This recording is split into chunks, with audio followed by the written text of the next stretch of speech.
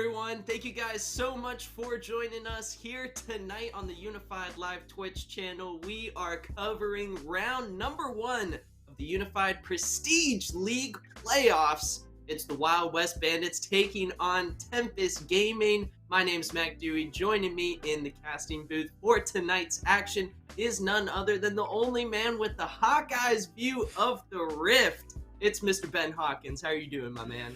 Oh, I'm doing so well, Mac. It's been a long time since I've heard that intro, heard the Hawkeye view of Rift, but it's Dude, always true. I got you. Yeah, you always know it's true. I am so excited for these matches planned out. Of course, as you said, Mac, we're into the playoffs, and just in case you all don't know how the format does play out, we have 4 groups, each with 5 teams. Top 3 advance to the playoffs, with the top 2 starting in the winner's bracket and the 3rd seeds all starting in the loser's bracket. That does a double elimination tournament.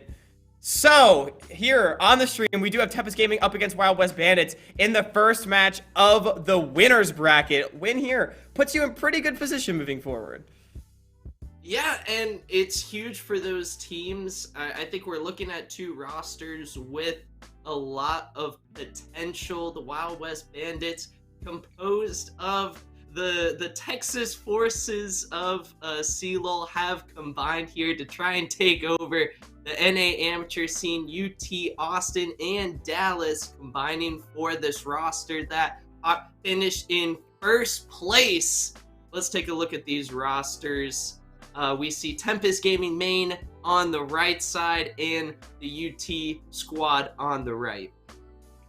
Yeah, absolutely. And I love that you bring up Wild West Bandits finishing first place in their group. Maybe not someone that everyone expected. As you said, the combined forces of UT Austin and UT Dallas, they beat a couple of other great collegiate teams on their way to their 4-0 record in the Infernal Division, namely University of California at Irvine and Harrisburg University, 2 teams that have had success even at the Proving Grounds level, and with UCI being top 4 in the CLOL tournament just a couple months ago. So Wild West Bandits, really strong showing from them. You love to see it. But on the other side, Tempest Gaming, a team that is currently top 16 at the Proving Ground Circuit Qualifier number 2. That's right. Although they lost 0-2 to AoE last week, I don't think that's too bad of a loss, and they're definitely still primed and ready to try to make their way out of that group.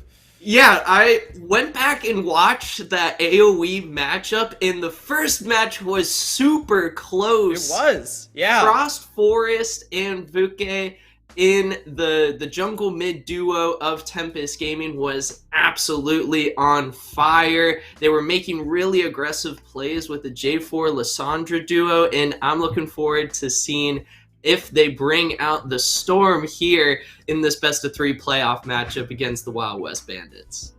And I love that you bring that up immediately. Frost Forest, a name that I think many people that have followed the amateur scene for a long time, or the collegiate scene, would have heard.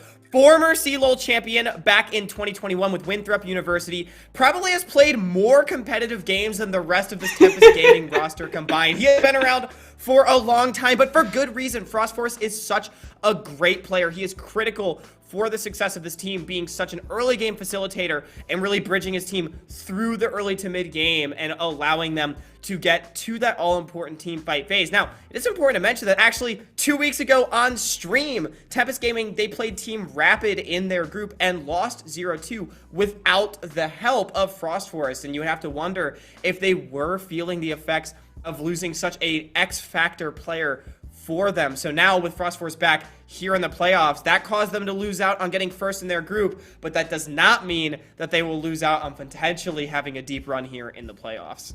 Yeah, they do end up finishing 2nd place in the Ocean Division at the end of the regular season, and that 2nd place finish is pitting them up against this 1st place Infernal winner. The Wild West Bandits, as you mentioned, Hawk, putting up wins on PG-worthy teams, and just some more, we get some more action, some little PG glimpses of potential Proving Grounds matchups as both of these teams continuing to grow and learn and get better together. Tempest Gaming, as you mentioned, comprised of Frost Forest kind of joining forces with some of these solo queue talent players, mobility specifically in the bot lane, someone to keep our eyes out for.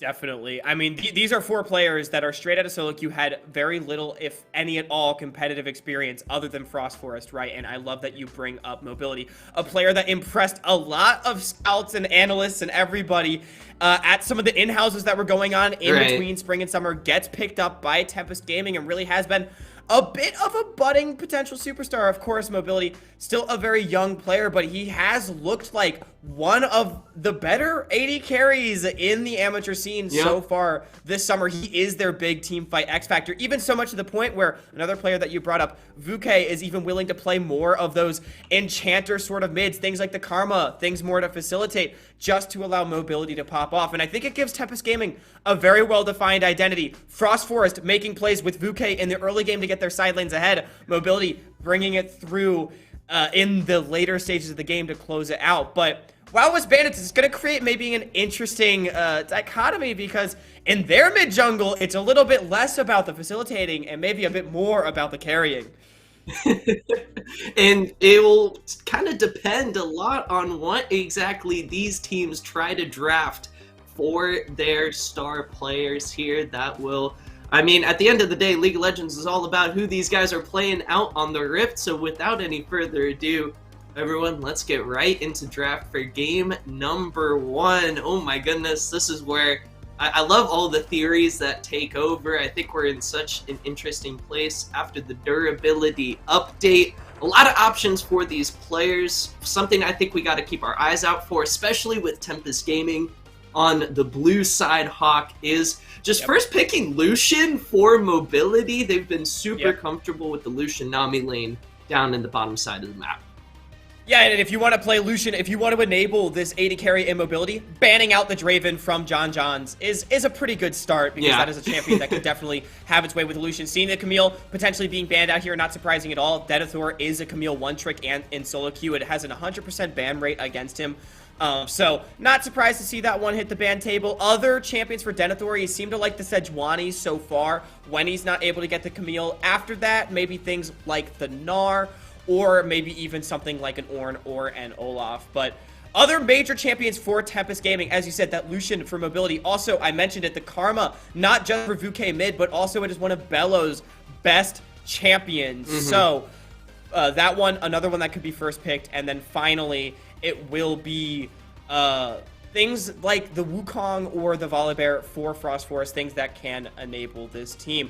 Fiora being banned out does signal to me a potential Sejuani pickup here for Denethor, but we'll have to see how the rest of the bans shake out.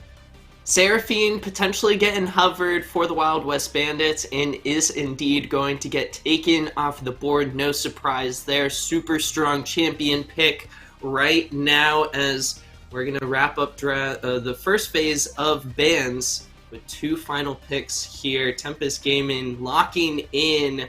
Again, I think both of these squads heading into the playoff matchup dead even in terms of power level. If we're checking the DBZ scouters, Hawk, I think we got a really good matchup as these teams gearing up.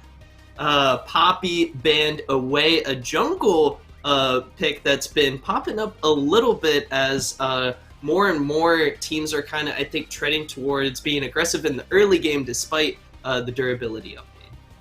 Yeah, Poppy Jungle is a champion that has sort of seen a bit of play. I was just doing LFL on Wednesday, and there was a Poppy Jungle game that looked really, really good as well. So seeing that one banned is interesting. The Yuumi does get banned out. I'm expecting a Karma first pick here for Tempest Gaming. It is a super important champion for them, and it's pretty good rate. Now, we'll have to see if Wild West Bandits, though, maybe they have something up their sleeve. I would think this is something that they are expecting, but there's other options available. First pick Lucian is, of course, an option as well. I don't think it's quite as good now that we are kind of moving forward in the season. I think Lucian has fallen off a little bit in priority. Nyla is disabled, so that's not going to be the pick, as it is going to be that Lucian after all. So, how's Wild West Bandits going to respond? It's tricky. You've got such an aggressive bot laner for mobility. Not only does it put him in a position to pop off in the early game, but Also, solid late game threat, super comfortable on it, put up a really solid showing on the champion against AoE. Meanwhile, Wild West Bandits, Hawk, their priority in the mid lane, Cry now getting his hands on one of his signature champions. Yep, we didn't really talk too much about it, but we were talking about that carry potential out of the mid-jungle for Wild West Bandits. It's not as much about that facilitating. If you want a champion to do it, Azir is a great option, and if you lock in Zeri too, your late-game team fight all of a sudden becomes really strong. Now, I'm going to say, though, Zeri and Illusion is a scary, scary prospect. Zeri's not exactly a champion renowned for her laning phase, so getting a support counter pick could help shore up some of that, but I'm expecting Mobility and Bella to have a lot of priority down here on the bottom side, and if we're looking at a player like Frost Forest to also help facilitate down on that side, you're going to need priority somewhere else, because Azir also a champion that's not that strong in the early game. So Tempest Gaming looking like they're going towards a dive bot strong early to mid game composition. I'm really thinking Frost Forest could lock in something like the Volibear here. I know it's fallen off in priority a little bit. It's not flavor of the month so much anymore, but its ability to just blow up a lane as volatile as the Lucianami cannot be understated. Oh my goodness, the hover right now. Mid lane Ahri is going to get locked in. Vuke wanting to get a safe option for lane. Get that pick in there before we get into the second phase of bans as they're kicking off right now. The bot lane and mid lane has been settled, so top and jungle bans aplenty. We gotta buckle up, Hawk. Here we go. Sejuani taken away from Denethor. Huge comfort pick unavailable now for the Tempest Gaming top laner. Yeah. And that's what happens when you're not able to pick it up for Tempest Gaming. The Ahri and the Azir will have priority, though, so if we're talking about playing towards the bottom side, Tempest Gaming's composition is coming together really well. But this Renata, a champion that is renowned for her ability to thwart dives, the hostile takeover, can make all of Tempest Gaming turn against one another and really slow down that potential. So that will create a pretty big window of opportunity where Tempest Gaming, they're going to need to dance around that, or things could be turned around on them. But it seems that the focus is going to be on some of those carry-oriented junglers for Good Sir, not wanting to let the jungler of Wild West get their hands on it. But Udyr, a champion I love to see locked in. It's so good on the current patch. It out farms basically everything, Mac. And its ability to gank and duel early cannot be understated as well. So, super good pickup for Good Sir. If Frost Force goes to the Wukong, Udyr wins this matchup 9 out of 10 times. So, this is a great pick potentially. But no, it's going to be the bye. Oh my goodness. We are getting quite the treat, Hawk. Udyr Vi jungle matchup. Funny enough, I think it was in Game 2 of the AoE Tempest matchup from earlier this week. AoE locked in by support with Kalista. Yeah. So something that Tempest Gaming, taking a little bit of play from another team's book, but slotting it into the jungle for Frost Forest. Really aggressive. And we've been talking a little bit with Vuke in the mid lane with this Ahri. Potentially going to be able to shove in that wave, get roams off. Now has a jungle mate, jungle champion for Frost Forest to really do a solid job of following up on dives. Whoa! That Meanwhile, is an Alawi. Just dropped for Red 5. Oh my goodness. That is an R5 Alawi locked in for Yon. And you know what? This pick is really interesting. If you're looking to get priority in a lane, if you're looking to have somewhere to play around, the Alawi is exactly that. She can tentacle slam the lane to keep the Ornn permanently under tower.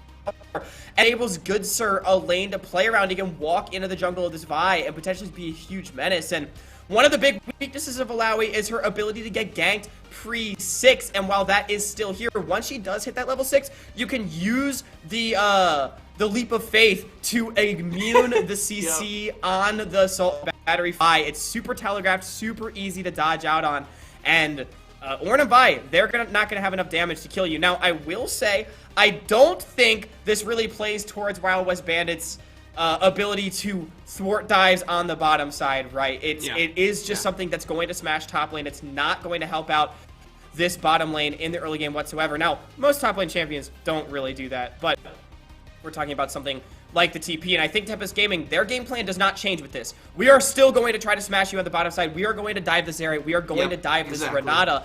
And it's about how Wild West Bandits can try to prevent that. And honestly, I mean, Tempest Gaming, huge bot lane / mid lane team to begin with. And I wonder if this Alawi pick is just going to send them into full comfort mode and just dominate the bot lane. I think you bring up a lot of good points about the pick, Hawk, in terms of its ability to kind of put Denethor in the dust, in the dirt a little bit. It's going to be a tough laning phase for the Ornn overall, but I think it puts a huge kind of skill burden on Good Sir here. Not only does, I mean, Udyr mechanics pretty hard, but jokes aside, the jungle pathing is going to have to be super precise. We may have to watch maybe a third wave dive top, but with early turret damage kind of being up now, something like that might be a little difficult. But we are going to find ourselves summoners. Welcome onto the Rift for game number 1, Tempest Gaming versus the Wild West Bandits in the first round of UPL playoffs. Hawk, let's get into it, my man. Yeah, definitely something worth keeping our eye on in this early game. You were mentioning the pathing of Good Sir, and now the Udyr are clear much faster than Frost Forest, and I mentioned the ability to potentially invade on the top side with the pushing lane of Yon. However, if you are invading on the top side, this is opening up Frost Forest the ability to gank on your bottom lane, so you need to be very precise about your communication and timers. You need to track Frost Forest through this jungle, because you know what? Frost Forest will be fine with giving up camps in order to get gank timers off. Right, if you can get this Lucian Nami Ahri ahead, that's what this composition wants to do. So it does potentially mean that Good Sir will be forced to actually give up on some of those invades and be pulled down to the bottom side when he doesn't want to, just to help protect. So we'll have to keep our eyes on how that ends up going. If Wild West Bandits is able to deter some of these early bottom lane dives, it does mean that their competition should be able to scale up with this Azir Zeri, but we are seeing a delayed invade from Tempest Gaming. Oh, Fuke's gonna back off with the bot lane and jungle. Frost Forest looking for a late invade. Good Sword taking low. The Ignite onto the Wild West Bandit jungler. The flash from mobility can't pick up the kill. Ghosting away. The Udyr survives. Blue buff is picked up for Tempest. Yeah, but this is going to completely mess up Good Sir's pathing. It's a lot of summoner spells blown. The exhaust and heal on the bottom lane of Wild West traded back for the flash and ignite of mobility and bellow. I think they're going to be fine with this trade if you are Tempest Gaming, because now we're talking about Good Sir outfitting the Vi, being able to be first on a lot of those timers and needing to be precise. Well, now your early clear has been completely shattered by losing your blue buff and being forced to base. A great start from Tempest Gaming as mobility goes in for a trade.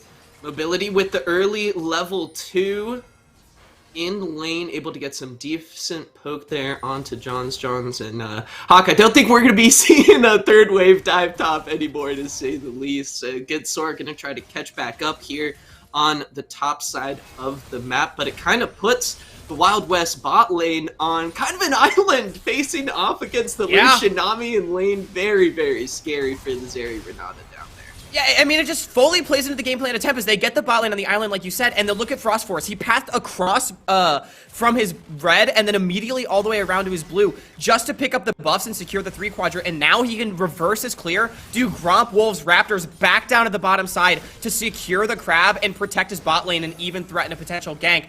So everything really going Tempest Gaming's way right now, and yeah, it's just an excellent early game plan. Very good planning here from the side of Tempest. And I wonder, we got a little bit of a glimpse there in the mid lane, Hawk, of some of this early lane advantage in the mid lane that you were talking about. This Ahri Azir matchup. Now Cry now has had some serious late game carry performances on Azir, but will he get there? That is the question the Bandits are asking themselves here as this early game keeps on trucking. Oh, mobility cleanse! Oh my goodness, Flash burned out of YHL, and that's a huge cooldown and potentially opens up. Look at the Wave Hawk. Things are getting pushed in under that bot lane of the Wild West. Yeah, Frost Force, he went exactly for that reverse clear. Gromp into Wolves, into Raptors, into Bot Crab. Now, look at this. Good Sir forced to come down to help protect. They have vision of this. I don't think there is potential for a dive with the Udyr here, but YHL thought he had a decent trade with the root onto Mobility, but Mobility investing the cleanse just to get the chunk out. I like to see that aggression out of the AD carry of Tempest Gaming. Has about a 10 CS lead so far, and just to give a shout out to Wild West Bandits as well. We've talked a lot about Tempest Gaming and their early game so far, and I think rightfully so, but I love that you bring up the late game carry potential of Cry Now, Frost Forest stealing away another Gromp from the jungler of Wild West. Oh, LOL. If they are able to get to the late game right, yeah, Cry Now will be strong. Tempest Gaming, they do need to find these early plays in order to win this game. I think Good Sir is crying now a little bit. Yeah. He hasn't. I think that Wolf camp is like his first camp on the bottom side of his jungle there. That's a little rough for the Udyr. Frost Force able to back and get boots online. I think what's really interesting about this Wild West Bandits comp that they've drafted for themselves here, Hawk, is that they very much are expecting Tempest Gaming to run at them full force, and not a whole lot of engage. You maybe got Udyr and Alawi flanking, trying to get something there. If Tempest are able to, and as they are probably expecting with the Lucian Nami, to get priority on the dragons, they may never really be forced to run into this Wild West hyper team fight comp. Yeah, I mean, your engage is literally just Good Sir running in and trying to bear slap somebody on Tempest Gaming. That's about it. I mean, maybe you could go for like a crazy Shurima shuffle from Cry Now or something. You do have options, but yeah, it's not really that good. So we'll see if the bear can bring the pain, but so far, the pain has been brought to him as the camp differential in the jungle is pretty substantial, and with the prio on bot, Frost Force is just taking a very free early dragon. Yeah, no contest whatsoever coming from the Wild West Bandits, and with the map how it currently is, it may be a little tricky for Tempest to look for a Rift Herald. That might be, I mean, look at this. Top lane, Yon is having a field day as we expected. Denethor just not able to get out under his turret. Wild West, we got Rift Herald coming at the 8-minute mark. My mind goes to thinking that's got to be their window back into this game, as even though the gold deficit isn't looking too bad whatsoever, Tempest, it feels like, have a lot of momentum so far. They do. They just got so much priority. The map is completely theirs. An early Herald into an early top tower would definitely be a good way to go. Jan already having worked off 1.5 plates just in the isolated one-on-one, so... Oh, a double bubble! Some solid that was a little scary! I love League of Legends, man. We're hopping all over the map. Action is everywhere as these junglers, Frost Force maybe looking bot lane, not level 6 just yet on the side of the Wild West Bandits. Vuke with the ultimate ready, Spirit Good Rush. Sir's pathing away. Good Sir's pathing away up to the top side. He just cleared his bottom side. This is a 4v2. Wild West has no TP on Yan to defend this either. Can't get the wave in to look for the dive. Looks like Frost Force is actually going to go for a recall. Not confident enough to go for this. Wild West Bandits, they do have the control ward in the back Tri-Brush, so they would have seen it coming. Mobility got the culling available. There are a lot of summoner spells available. It's a tricky kind of macro decision-making call there. Tempest Gaming to just try, hey, we've got the game going at the pace that we kind of want it to. We're going to back off. Big items coming through for Mobility. The Noon Quiver pickaxe plus boots online.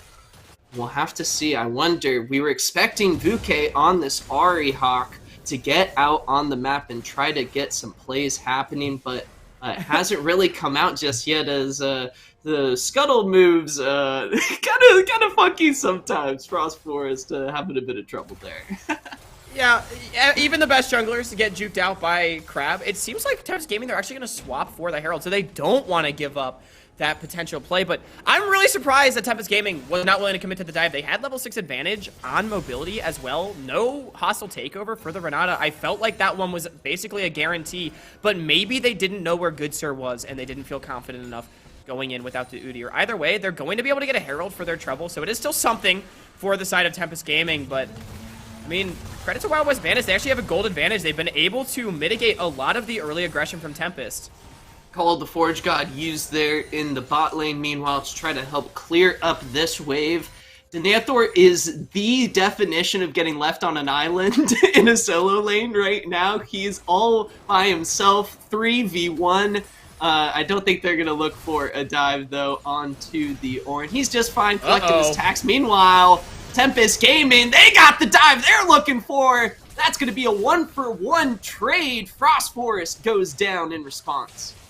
Unlucky for Frost Forest, just barely dying to that last shot, but mobility does so much damage. Jan not able to ult through the Assault and Battery. He was too slow on the button, and that most certainly spelled his demise. So Tempest Gaming, they get a kill, they get a Herald, and they get a couple plates. It is traded back on the bottom side for some plates as well, but getting the first blood money onto your Lucian is almost always going to be worth it. Gale Force completed. They are ready to go for this upcoming dragon fight. Potentially going to happen in just about a minute. The second one of the game set to spawn, and very quickly, Tempest Gaming with the rotations of their players that we saw, Mobility and Bello going up to the top lane to pressure Yeon. They were like, get Denathor out of that lane matchup. We got to switch things up. But it makes things really interesting as Bello getting caught out on the rotation to mid here. Going to try to flash away, but the flash from Johns. Cry now flying in, swoops up, picks up an assist. Bello taken down. Yeah, Bello just caught warding in the river when his team was on a reset. He's first one to the scene, but you need your team behind you when you're just Tsunami. Pretty big mistake, I think, from the support of Tempest Gaming. Gives up a lot of Dragon priority as Jan actually taking a lot of tower shots here. Oh, Call the Forge God not quite available as Mobility. Mobility. Juke. Watch out, though. The hostile takeover may keep him around. Meanwhile, Denathor got to be careful. It's a lot of healing, a lot of damage coming from Yeon Delau. We got to try to dash away. Flash not able to connect with the W extended auto, but here comes Frost Forest piling into the bot lane here. Heal used. It's a 3v3, 3v4. If Cry now gets here, the support taken down. Bellows come back as well. Cry now trying to get in onto Mobility. Frost Forest dishing out so much damage. One kill finally going over to Wild West. They're trying to lasso in some more kills here. Bucket trying to back off. Low health bars across the board, Hawk. Overall, in the bot lane, it's a 1-for-1 trade with Denathor actually getting taken down. Did a tentacle slap him up in the top lane? Must have been the case. I mean, Tempest Gaming, they're just a little too scattered. Bello gets picked off, and they still try to find the 3v4 fight anyway. But despite how strong their Lucian, Ahri, and Vi are at this point in the game, they just don't have enough with the numbers disadvantage. They don't win the fight. They're going to lose the dragon. They're going to lose kills. Wild West Bandits, they find themselves with the 2,000 gold lead and the scaling advantage. They get everything they could have wanted here. Gold onto the Azir, check. Gold onto the Zeri, check. Yeon, Divine Sunderer, item advantage in the top lane, yet another check for Wild West Bandits as they are fighting their way through the aggressive Tempest Gaming early game and coming out on top, Hawk. I mean, Tempest Gaming, they're not out of this yet. Once their mythic item spikes come through across the board, they are still on a very strong point. So one good team fight, maybe around the third Dragon or second Herald, could still most certainly put them back in the driver's seat of this game. But, I mean, that was really their time to blow up in the game, and they weren't able to find it. Wild West Bandits, they did such a great job of weathering this storm. This is why this team came in first in the Infernal Division. A very strong Infernal Division, we need to remind you. It's now Frost Force going in onto Cry now. Shurima Wall is enough for Cry now to survive the gank. Rift Herald finally getting plopped down into the bot lane. That's going to be some much needed gold into the pocket of Mobility as Denathor still kind of struggling up there in the top lane. I think he might have to just let that turret go. Good Sir is already up there, and there goes the turret, Hawk. Jan is so fed. He's got 2 kills, 125 CS at 13 minutes, and a solo first tower before plates fall. This is a very, very fed Alawi. We'll have to see how that translates into the later stages of the game. Now YHL, yeah, that's a pick. That totally caught out. Gonna get taken down there slowly but surely. Can't get the reset. Meanwhile, Mobility does get caught by the Wild West mid laner. Cry Now answers back as Goodsore may have found himself in Orin Denathor. Just gonna be able to flash away from that one. And this is the problem for Tempest Gaming, right? Because they need to win on the bottom side, because look at how hard top is getting slammed. They're gonna find the tier 2 at 14 minutes, and Tempest isn't able to really get anything on the bottom side. It's just another 1-for-1 trade. No tower has been taken. Wild West looking so good. Cry Now, credit for finding that solo kill. And gonna be able to work on this bottom lane turret as well, actually taking it. It's gonna be 3-0 in the turret score. This is absolutely wild, Hawk. Usually we see Tempest Gaming alongside Frost Forest really just go all out, making not only smart moves across the map, but generally speaking, looking back just from earlier this week against AoE, that first match, it was constant answering back and forth, but just like Zamudo popped off on the gangplank against Denathor, Yeon's having a very similar performance. Getting 2 early top lane turrets is just going to set them up so nicely, and now they're sending Yeon down into the bot lane to keep the pressure up. Tempest Gaming gonna try and maybe turn things around, but the second Rift Herald, Hawk, not going to be that big of a game changer. We'll have to see if in the hands of Frost Forest he'll be able to find a maneuver to try to apply some pressure to the Wild West Bandits before this next dragon coming up in about 90 seconds. Yeah, and this will be the all-important fight for Tempest Gaming. I love that you bring up Jan with that R5 counterpick. You love to see teams use the R5 counterpick to this effect. 2 weeks ago, it was the Fiora up against Denethor Sejuani that worked out for Team Rapid. Earlier this week in Proving Grounds, it was Zamudo's Gangplank, and now here it is Jan's Alawi. Just such great use of the R5 counterpick, and this has been an ongoing issue for Tempest Gaming. They're finally able to get themselves a turret with that second Herald, but the amount of pressure that Jan's putting down here on the bottom side, as well as the mid push for Wild West Bandits, will mean that Tempest Gaming is going to have some difficulties getting into this dragon. And look, they put their hop-off top laner right now with the Hold Breaker in the bot lane to try to set up for this dragon, and now Hawk, the master game plan, Tempest Gaming running at Wild Bandits. Do they have a pick? There goes Good Sir, sent back to base. Now they have the solo carries to deal with, Cry Now and Yeon. The Alawi trying to look for an engage. The Spirit has been caught. Bello, will you pass the test? Oh my goodness, so much damage. Now slowed down, going to try and retreat. Tempest Gaming, they take the jungle pick that they got. Will that be all Wild West Bandits are able to answer back with? They're trying to look for someone caught out. The Ahri has to be careful. There's the potential engage. Colleen is interrupted. Oh my goodness, Mobility still trying to dash into the back line. There's the hostile takeover. Huge answer. Wild West Bandits. Judge is taken down there. The electrocute from Muke gets the kill. Another charm, another knockup. Cry Now is the next to fall. Will the Alawi pop off here? Still half HP, another Spirits. Bello is just getting caught a little bit. Just going up a little too far, looking for those bubbles, but does correctly back off. The dragon, though, Good Sir, has respawned back onto the map, Hawk, and Wild West Bandits are picking up another objective.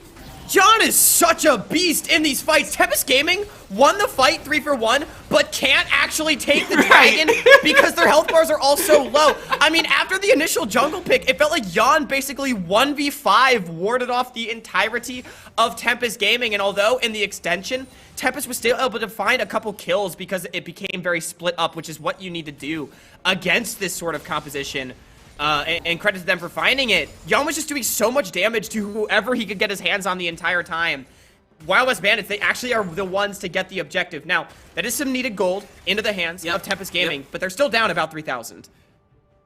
Very close. Rift Herald was used up in the top lane earlier, but they may have found another pick. Tidal Wave comes out. They dodged the tsunami coming in. Wild West Bandits, I think it's a Shorelia's for YHL, so maybe some potential help for the engage there, but still, it will be very interesting, I think, Hawk, as this game progresses. Very, very close between these two teams. Now it's going to become kind of a game of who can control these objectives better. Cry now, someone to keep our eyes on for the Shurima Shuffle in the late game team fights. Most certainly. Crynow really struggled in that last fight because of how spread out it was. If Wild West Bandits can funnel Tempest Gaming into a choke point, it'll look that much better. But that engage around the Raptor Pit, the attempt on the YHL right there, Mobility clearly hasn't had enough of the slow pace of this game, trying to make plays for his team, and that is what you want to see out of your AD carry. Unfortunately, he just doesn't quite have enough. Now, 3 members onto Yawn. Let's see if he can play this one now.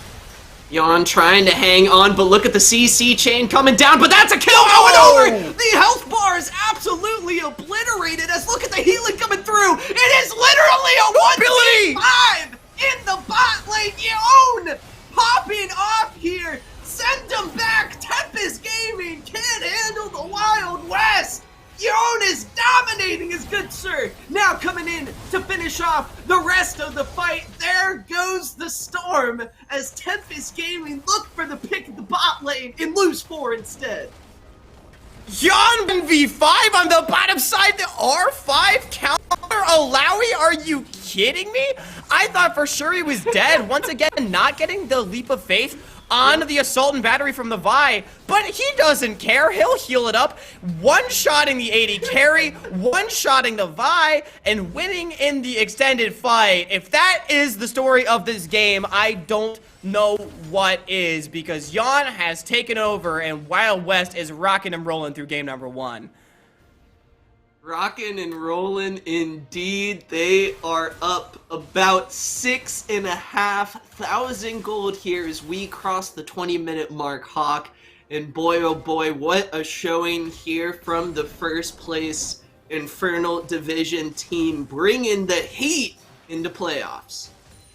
It really just is. They played out the early game so well. You know, Tempest Gaming, it felt like their game plan was coming together, but they just weren't quite willing to pull the trigger. I really think that bot lane dive that they neglected to go for around the 8-minute mark was just a huge mistake from Tempest, and unfortunately, they don't have the benefit, right, of seeing the map the way that we do with the Fog of War turned off. But it just, that was such a massive opportunity that they weren't able to convert on. Their Herald play didn't go as well as they would have hoped. Their second Dragon didn't go as well as they would have hoped. And Wild West Bandits, they have played out this game so incredibly well. They knew they just had to get to the team fights. They knew they just wanted to leave Yawn in isolation, and they were able to do just that. They went even on the strong side up against Tempest Gaming, and then with Yawn just beating the crap out of Denethor, they have found themselves at a huge advantage. Now Crynow hitting the Baron over the wall. Such a tough position. Yawn does have teleport available. Tempest Gaming, do they take the shot? It looks like they've warded off, but Wild West Bandits, Hawk, they're fine with this. If they draw the attention of Tempest to Baron, then that opens up the split push. That's going to be a pick, though. You didn't want to ride the wall that way. Johns gets picked off. Cry now trying to buy time, but can't delay the inevitable. Hawk, that's 2 critical picks for Tempest Gaming. Teleport to try and save the game. Baron Nashor here he comes, particularly getting deleted. There's the raid boss coming into the pit. Is your spirit worthy of passing the test? There's the slams coming down. Mobility doesn't pass this time. Yawn is absolutely legendary here in game number 1 as the Wild West Bandits save off the bounty from Baron going over to Tempest. 1 trade kill going back over. Bello is the last one surviving, Hawk, as it is a brutal slaughter of Tempest around Baron Nashor. Oh no, Tempest, they felt like they had to do something, anything to get themselves back into this game, but if there's anything I know, Mac, it's that you don't want to funnel into Baron Pit against the Alawi. Yawn walks in, everybody corralled, finds the leap of faith, and their spirits were tested, and they were not worthy, as Yawn cleans up the fight. 9-1-1, gonna solo away the Dragon, get Wild West Bandits to sole point. Now they're onto the Baron. Tempest Gaming, they do have members back up. Frost Force is in the area. TP in from Bouquet. They're going to try to contest. This is risky. John's caught out. There's the potential pick. Vuke trying to get into the fight. Yone's rejoining the rest of the team, but a lot of low health. Cry now! Shurima Shuffle. Cry now catches out 2 members of Tempest Gaming. And Vuke gets sent back to base next to Nathor. Taking down its only mobility and Bellow. The bot lane for Tempest Gaming. The withered out Storm has to back off of the objective.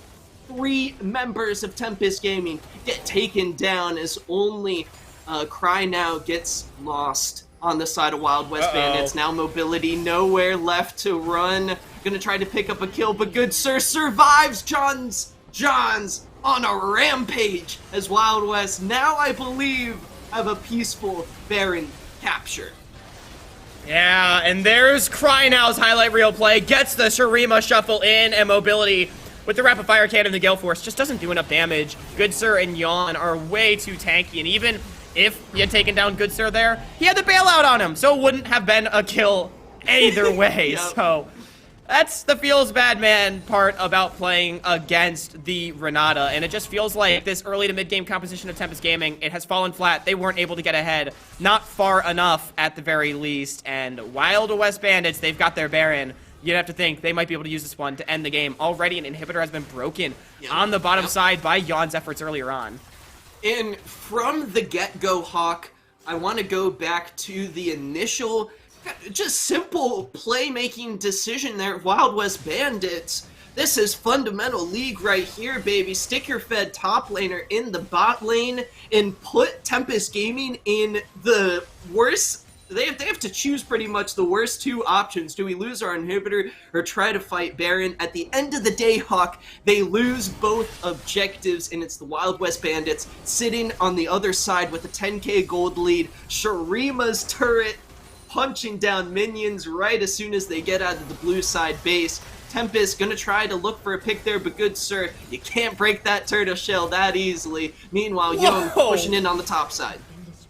The demolish proc on that tower was ridiculous from Yawn. I mean, the hole breaker and everything. Denethor may as well be a flea to this Alawi. I think the entirety of Tempest Gaming could DPS the Alawi for about 15 seconds and still not find the kill. Now it's the trip inhib. All Wild West Bandits need to do is play the waiting game as the super minions flood into the base. One final attempt from Tempest Gaming. 911 try to call in the Forge God for an emergency. They try to get down Yone, but he cannot be taken down. A double kill comes through for the huge Alawi performance. The cherry on top of a 15 KDA showing. Wild West Bandits take game 1. What a performance from the Wild West Bandits. They knew what their composition had to do to win. They needed to smash on the top side, and they needed to survive on the bottom side. They did both, Mac. And Tempest Gaming, it felt like they came in with a game plan, but it didn't quite work out. Survive and thrive in that bottom side of the map. Oh my goodness.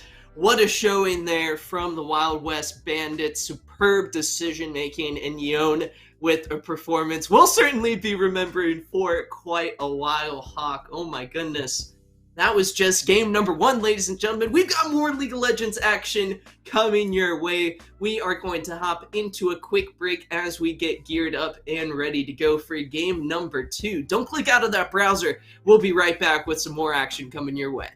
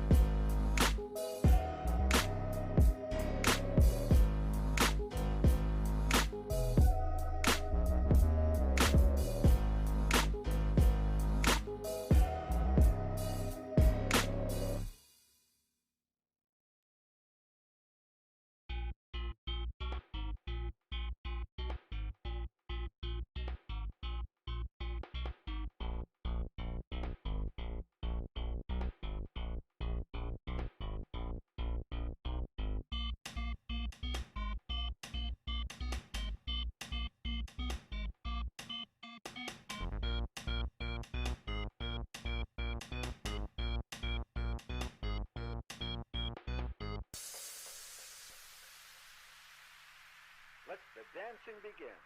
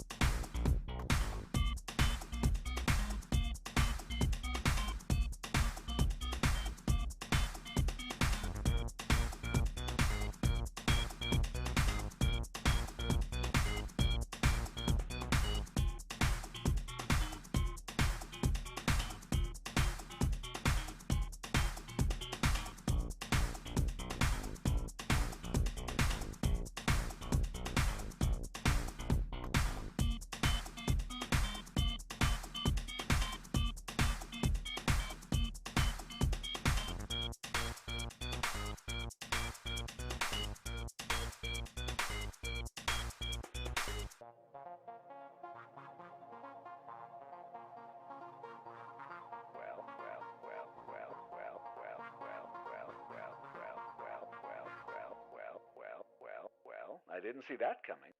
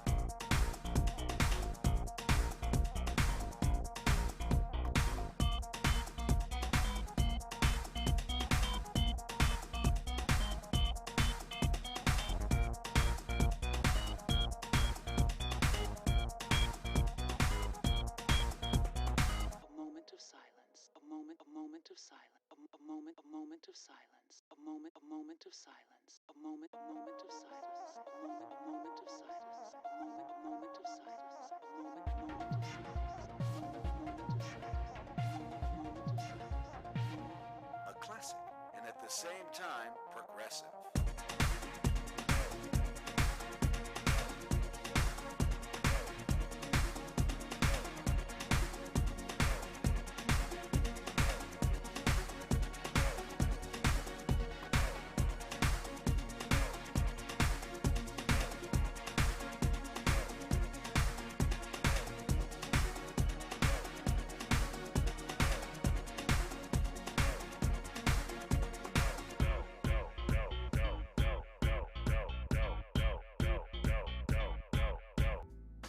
Hello and welcome back, everyone. Thank you guys so much for sticking around. We are continuing on our coverage of the first round of UPL playoffs with our featured matchup of the night, Wild West Bandits versus Tempest Gaming. Still joining me in the casting booth is none other than my main man, Hawk, and boy, oh boy, did we get an absolutely crazy Game 1 victory from the Wild West Bandits.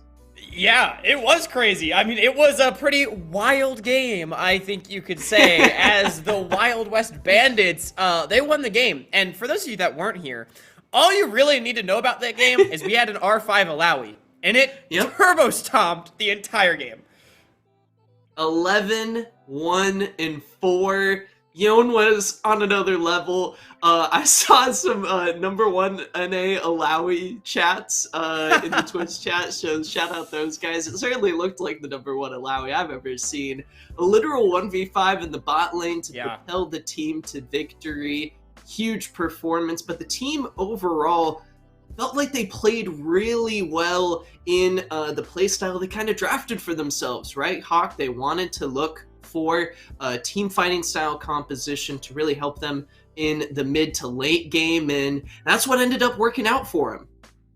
Yeah, absolutely, it did. They picked scaling, they picked team fighting, and it seemed like they picked a lot of comfort as well. Tempest Gaming, same story. They picked a lot of comfort, but it was more early game focused, and they weren't really able to get anything done. They had the Vi, the Ahri, and the Lucian, something, a set of champions that should be able to just dominate on the bottom side of the map, and it didn't happen. Wild West Bandits, they thwarted the pressure And so it's Tempest Gaming now back on the blue side, going to go back to a similar strategy, or are they going to try to mix it up?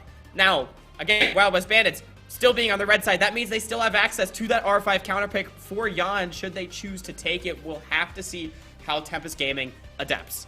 So I thought it was really interesting. I believe in the last game's draft, and I'll double check here, it was a lot of focus, yes, on the jungler, Good Sir, in the bottom half of the second phase of bans. As we see in the first phase right now on your screen, not a whole lot changing. Draven and Camille taken off the board, but Tempest focused on Good Sir in the second half of their bans, and it ended up not really working out for them. So I wonder if maybe mostly in the second phase of bans, that's where we might see some deviations to the game plan from Tempest, as things didn't really go their way in game 1. No, but I don't think Wild West Bandits is going to run back the draft either, now knowing maybe what Tempest Gaming wants to do. So far, the bans are the same, but Good Sir, as you said, was banned out, but then just got on the Udyr, one of the best junglers, if not the best jungler, on 12-13. Yeah. So clearly, that was not an issue, and my assumption is that that was something that Tempest Gaming was not expecting Good Sir to play. Surprise, had it in his wheelhouse, and absolutely smashed on it. He was really hard to deal with. As we do see the exact same bans. I am wondering, Mac, if Tempest Gaming maybe is going to try to blind pick Denethor earlier on, because I think that was the biggest issue that we saw last game as far as draft goes, was Denethor ended up having to go to the Ornn, which when you have such an early game composition, it just felt like the Ornn had no place. Other than that, it was really the last champion in Denethor's champion pool, and then he ends up getting counterpicked. So right, exactly. Where they decide to go, it is just going to be the first pick, Lucian. Once again, clearly they liked it. I thought Mobility had a decent performance on it. Maybe didn't win lane quite as hard as we would have wanted. So we'll see, though, what Wild West Bandits decides to do. Last time around, it was the Zeri and the Renata. They could just go back to it again. Good Sir. I wonder if Good Sir and the Wild West Bandits are thinking about just picking the Azir again first for Cry now. I mean, it worked well. It's his signature pick, and there we go, Hawk. Lock it in for the mid lane. And it's really interesting right now because Tempest Gaming, who do they pick with blue 2 and 3? You can get the support to go with the Lucian, the Nami likely going to be followed up with blue 2. So now with blue 3, do you lock in something safe for Vuke to play into the Azir? Or as you mentioned earlier, Hawk, do they have to be forced to pick something for their top lane?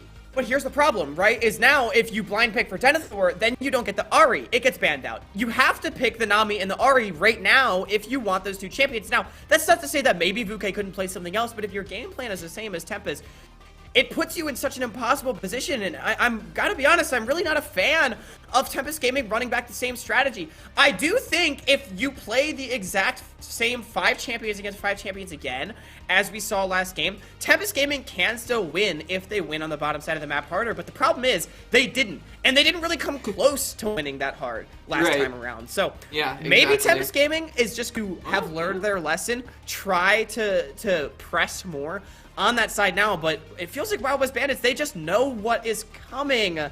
And now, I think if your adaptation here could actually just be, I think you take Udyr now, before it gets banned out. I think the champion's so good, I don't think the Renata was necessarily essential to the success of your team. We'll see what they end up going for. Get it in. It is just going to be salty run back so far.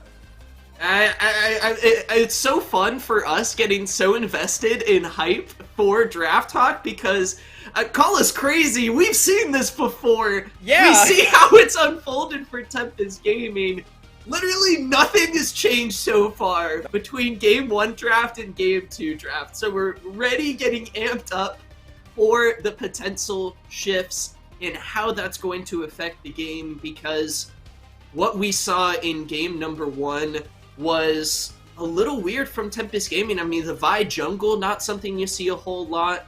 And with the Sejuani banned and now likely the Gnar to follow up to limit Denethor's champion pool, are we going to see him salty run it back with the Ornn? Or what kind of shift are we going to see there? Because Yeon's pop-off performance from game number 1, there has to be an answer, right, Hawk?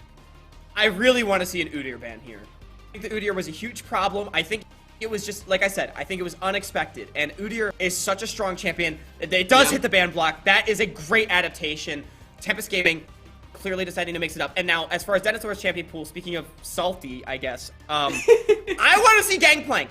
I don't think Denethor plays it, but it is so good in this kind of composition. It is a safe blind pick that is also they go with the Alawi playing towards the bottom side with the Cannon Barrage, but they actually banned the Alawi. So this just signals to me they're going to blind pick Ornn and give up the Udyr, but I got to be honest, Mac, I think the Ornn was the problem with this composition, not necessarily the Alawi counterpick. Yeah, the Alawi was crazy, but I don't know. I want to see something different out of Tempest, and it just feels like we're going to the same place. The Volley Bear, it serves the same function as the Vi. It's basically the same champion, except it's not. It's a little bit better, though? A little bit better at diving towers. Maybe? I don't know. Nocturne would be interesting, but I'm expecting the Volley Bear to come through.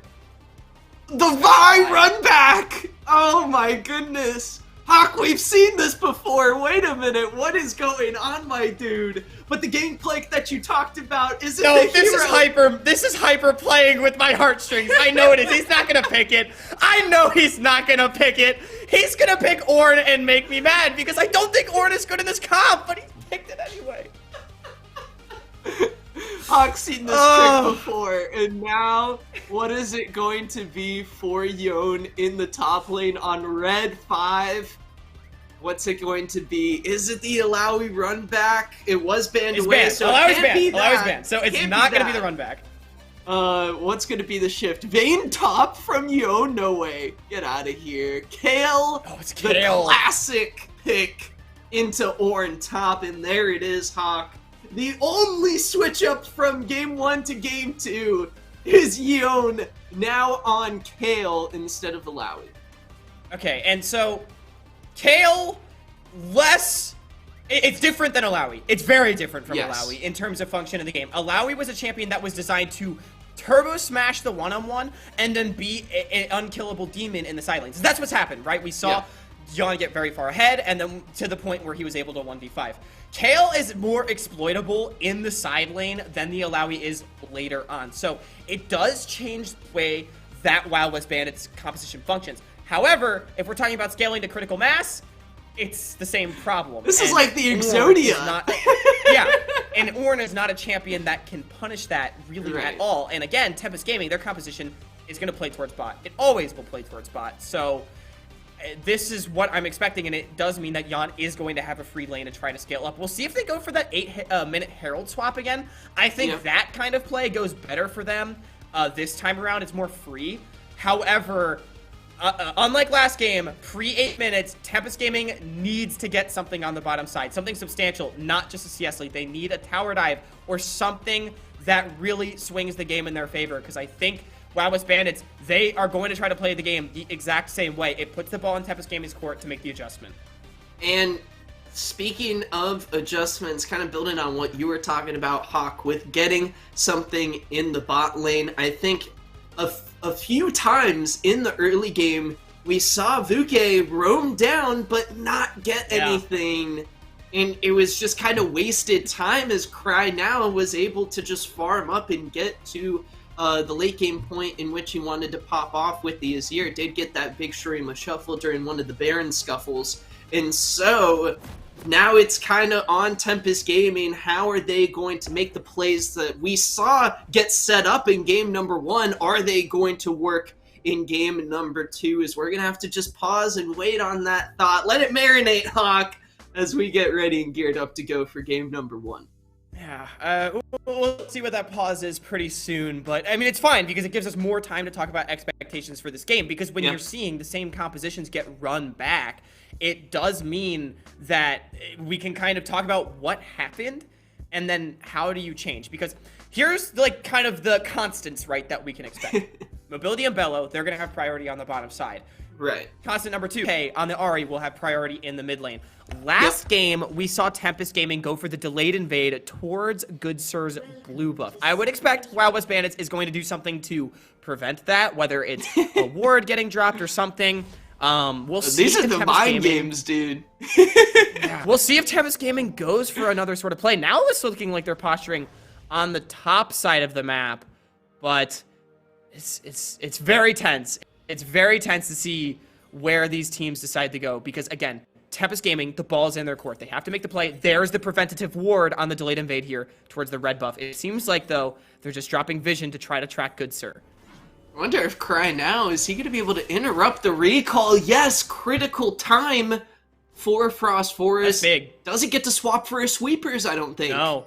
Yeah, that's big. That's really big. It stops Frost Forest from stopping the sweep, from getting the sweeper, which, if you're trying to gank early on, maybe on your first clear, now that option is diminished. Yes, you can path around the vision, so it's not the end of the world, but it's just a nice little trade there for Cry now. Also, getting like 5 gold off the first strike, so basically the game has been won by Wild West Bandits as Cry now is up in the mid lane. What's also a little bit of a difference, as we were kind of talking about expectations, Hawk. Now Good Sir on the Udyr. Game 1, crazy bad start for the Udyr. Still managed to kind of come back and get back into the game. Now, regular start. You talked about in game number 1 how much the Udyr is going to be able to kind of power farm over Frost Forest's Vi. Now we potentially see that come up even bigger here in game 2. So this is really interesting, though. The leash start for Good Sir here on the bottom side. It seems like they're just trying to propel him to the fastest clear possible. As you know, Johns and YHL are just going to get pushed in anyway, but that does mean that the Udyr is pathing away from this this Kale lane, or excuse me, from the bottom lane, the very volatile lane. So it does give Frost Force a lot of prio on the bottom side. We'll see if that ends up amounting to anything. There's the Electrocute trade from Mobility and Bello once again. Tons of damage there. That is why we see Lucian and Nami paired up together, ladies and gentlemen. That is what the duo is known for. And I thought it was funny, we saw just for a moment, Hawk, on the top side of the map, Yon and Donator were kind of swapped in terms of lane positions, and they were just worried about the minions, which I feel like is just, there's no better encapsulation for the Kill Ord matchup than being on opposite sides of the lane of where I got confused for a second. I was like, wait, what? Denethor didn't pick Kale? No, it's just... Yeah, they were having a little swapsy. It's like the kind of, in solo queue, you know, when the top laner just types in all chat, like, farm lane, question mark? Yeah, right, yeah, especially on, like, a Nasus or something. But, on the Kale, you see it just as much. Look at the wave position. Good Sir, level 4, looking for a top lane gank. Here we go, Hawk. Oh, Donator forced to flash away on the top side of the map, as that is going to be enough to escape the bear slap.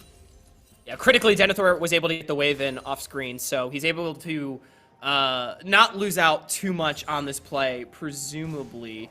But, oh no, he wasn't actually, so he is forced to overextend. But Good Sir probably not going to go for a repeat gank, should just be able to walk out. And so this does give, again, Frost Force a lot of priority down here on the bottom side. They know that Good Sir is on the top side. They also know that he's going to be coming back down after the reset. But with the Scuttle Crab getting taken, it just is going to provide so much safety to Mobility and Bello to play for as much priority as what they want. What I'm really looking for is Frost Force first reset, the first room from Vuke. They've got to find a timer when Good Sir is not down here on the bottom side. One of those times when, again, he's still pathing away from this lane.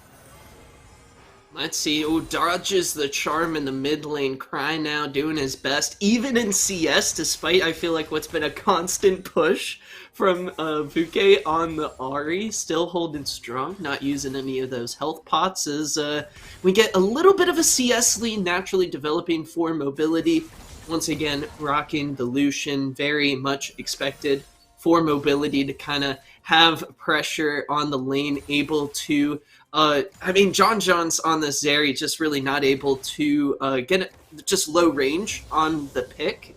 Can't have that much damage dealt onto the Lucian Nami duos. They're just going to be able to constantly shove in those waves as well. But is it going to be a case of just like game number 1, Hawk, Tempest Gaming pushing in the lanes, not really doing anything with that, or are they going to be able to get some dives off?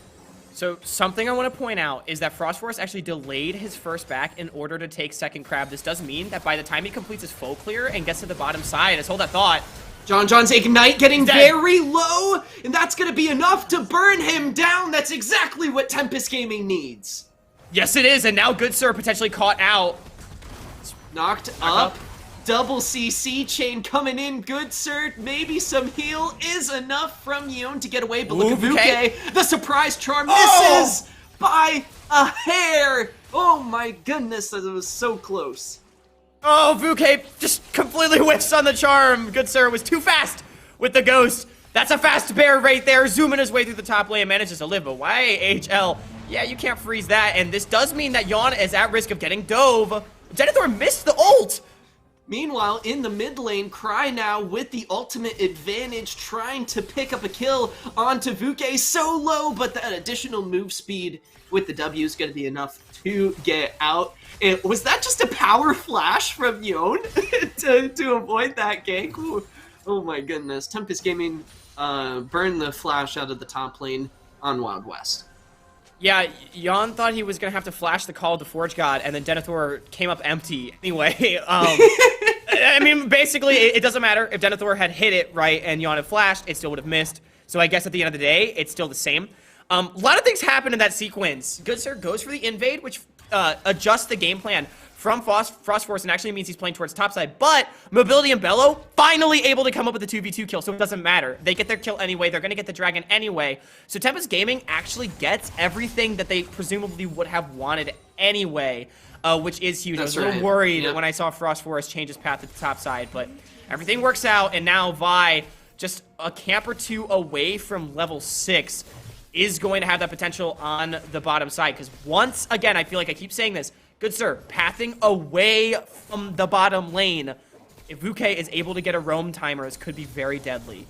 And even without Frost Forest moving down into the bot lane, Hawk, I think it's still important for this bot lane to know if Good Sir is on the top side of the map, because Mobility and Bello can do work just fine on their own, as we saw earlier. Oh, yeah, they definitely can. I mean, John's and YHL, they almost got too comfortable with Vuke. Forcing the ultimate, the charm does connect Cry now fine. Taking the damage, just has to be careful of the potential repercussions of the ultimate. Whole lot of damage potential there. Now gone, forced away with the gank. Yeah, they're swapping again. Look at this, the bot lane from Tempest Gaming, they're coming back up. But interesting play right there from Cry now. He knew that Vuke was always just going to be able to ult away, so he just did an ult. He just stood there hitting Vuke and waited for the Spirit Rush to come out. So nice little cooldown advantage right now, but unfortunately not having the teleport means that they're not going to be able to contest this Herald anyway. It's just going to be John's once again trying to pick up some turret plates on the bottom side to trade this back. Yeon with no flash available is diveable. He does have the Divine Intervention though. We'll see if it's just the same exact 8-minute play that we saw out of Tempest Gaming last time around that resulted in a 1-for-1 trade. Rift Herald is going to be picked up without the Bandits coming through for a steal. Frost Forest getting both early neutral objectives. Tempest Gaming, a very solid start, but we saw this one before. We've got huge scalers. Yeon's even got a Cole picked up for this kill pick. The clock for the late game carries is ticking, and Tempest Gaming here, one game away, Hawk, from getting sent down to the lower bracket, feeling the pressure, certainly. Yeah, and Wild West Bandits, I mean, they're really looking so good in this UPL season. They played in PGCQ #1 in the summer, went 1-4, not really the result that this team would have wanted for sure. And then now, coming into UPL, undefeated so far, 5-0 when you count the last game. And Tempest Gaming, they're a team with a lot of expectation around them, and I think rightfully so. They have made top 16 here at Proving Ground Circuit Qualifier #2. They've looked really, really good. They've picked up some big wins, but Wild West Bandits is really just giving them a run for their money, and so much credit to this collegiate team for how well they've been playing. The united forces of UT Austin and UT Dallas showing up here tonight on the Unified live stream. Culling going to be interrupted. I think we saw that last game as well. The Renata Q able to interrupt Mobility's ultimate. Wait a minute, there. Good sir. Could be caught. He's going to show on a control ward now. He's behind the bot lane. But here we go. There's the flash. YHL's engage misses, but there's the bear slap. The tidal wave going to slow things down, but that is an easy kill there onto the support now. Forest Forest, excuse me, has to watch as the fire in bot lane is burning bright. The Phoenix from Good Sir coming through. Flash from Mobility to try to get away. Can't quite do it. Here Oh, comes Vuke. Vuke trying to make a play. The Ari pressure coming in. Flash Charm kicks up Good Sir. That's going to be an easy kill. Now, Cry now. Big potential play. Flash Shurima wall slamming Tempest Gaming back where they came from. Vuke gonna be able to dash away with the Spirit Rush, but 3 kills going over to the Bandits.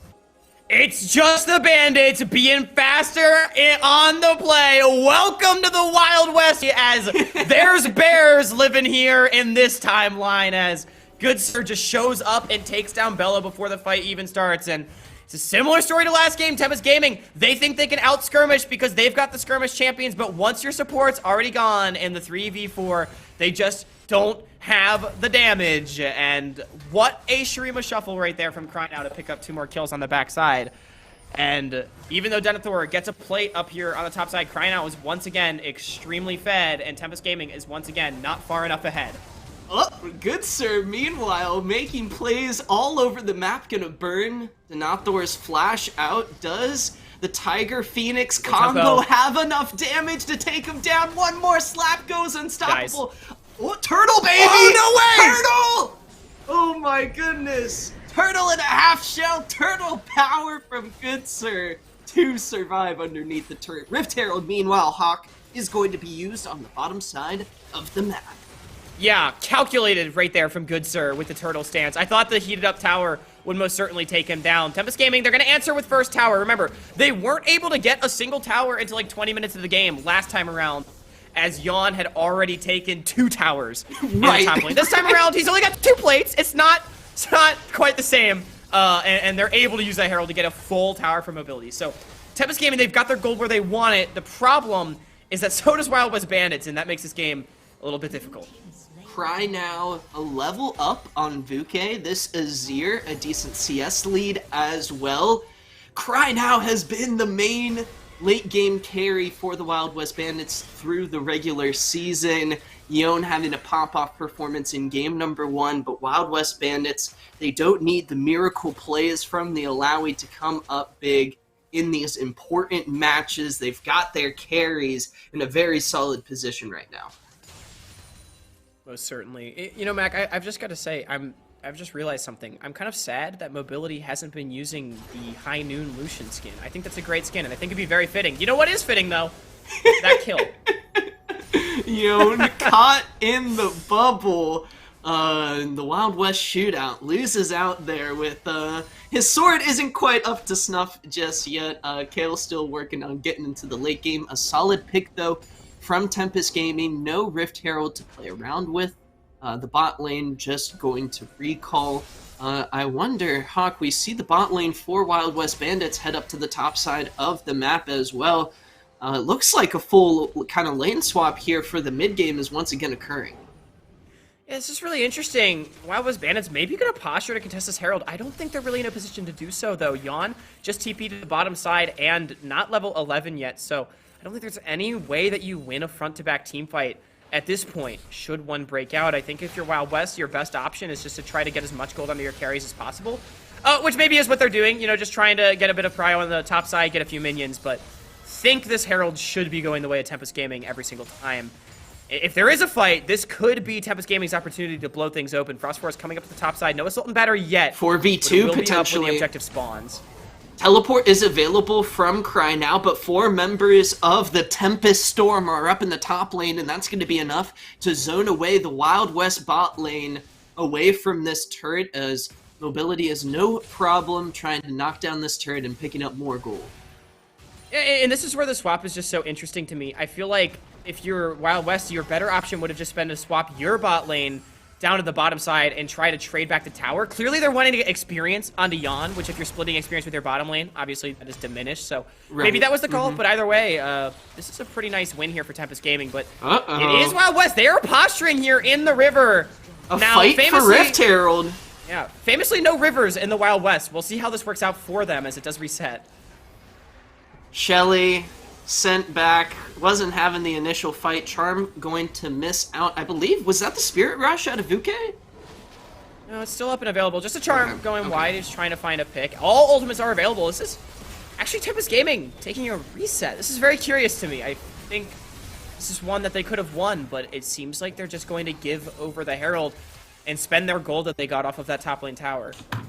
Hey, and to be fair, Hawk, I think it's, as you were kind of thinking about the decision-making process for Tempest Gaming, trying to decide whether or not they should fight, it is only second Herald, no more plating on the map, so not as much potential for a big gold swing with the Bandits picking up that objective, though it may help them in setting up for this next dragon fight, the third one of the game. We've got another Cloud Soul for this first playoff matchup. Hawk, the third Drake of the game, going to be spawning in about 90 seconds here as Yeon potentially getting dove underneath this out inner turret. Look at the CC chain, the ultimate not going to be able to come through. Nice. Yeon gets taken down underneath the turret. Teleport comes in, Cry now, a little too late. Yeah, it's another good pick for Tempest Gaming, and I mean the chain CC. We see this twice now. Yeon just getting put in the bounce house, and there's not really any way out. You can't ult when you're 5 feet in the air, unfortunately. So, good pick, but it's the same sort of story for Tempest Gaming, I feel like, and it's why I'm confused as to why they didn't contest the Herald. Where yes, it is only second Herald, but about 10-15 minutes from now, Tempest Gaming is never going to be able to win a team fight unless they're like 10,000 gold ahead. And when you're playing this kind of composition, you need to have your foot constantly on the gas pedal. And it feels like fights like that, when you are spiking, you've got mythics on everybody with a one-item team.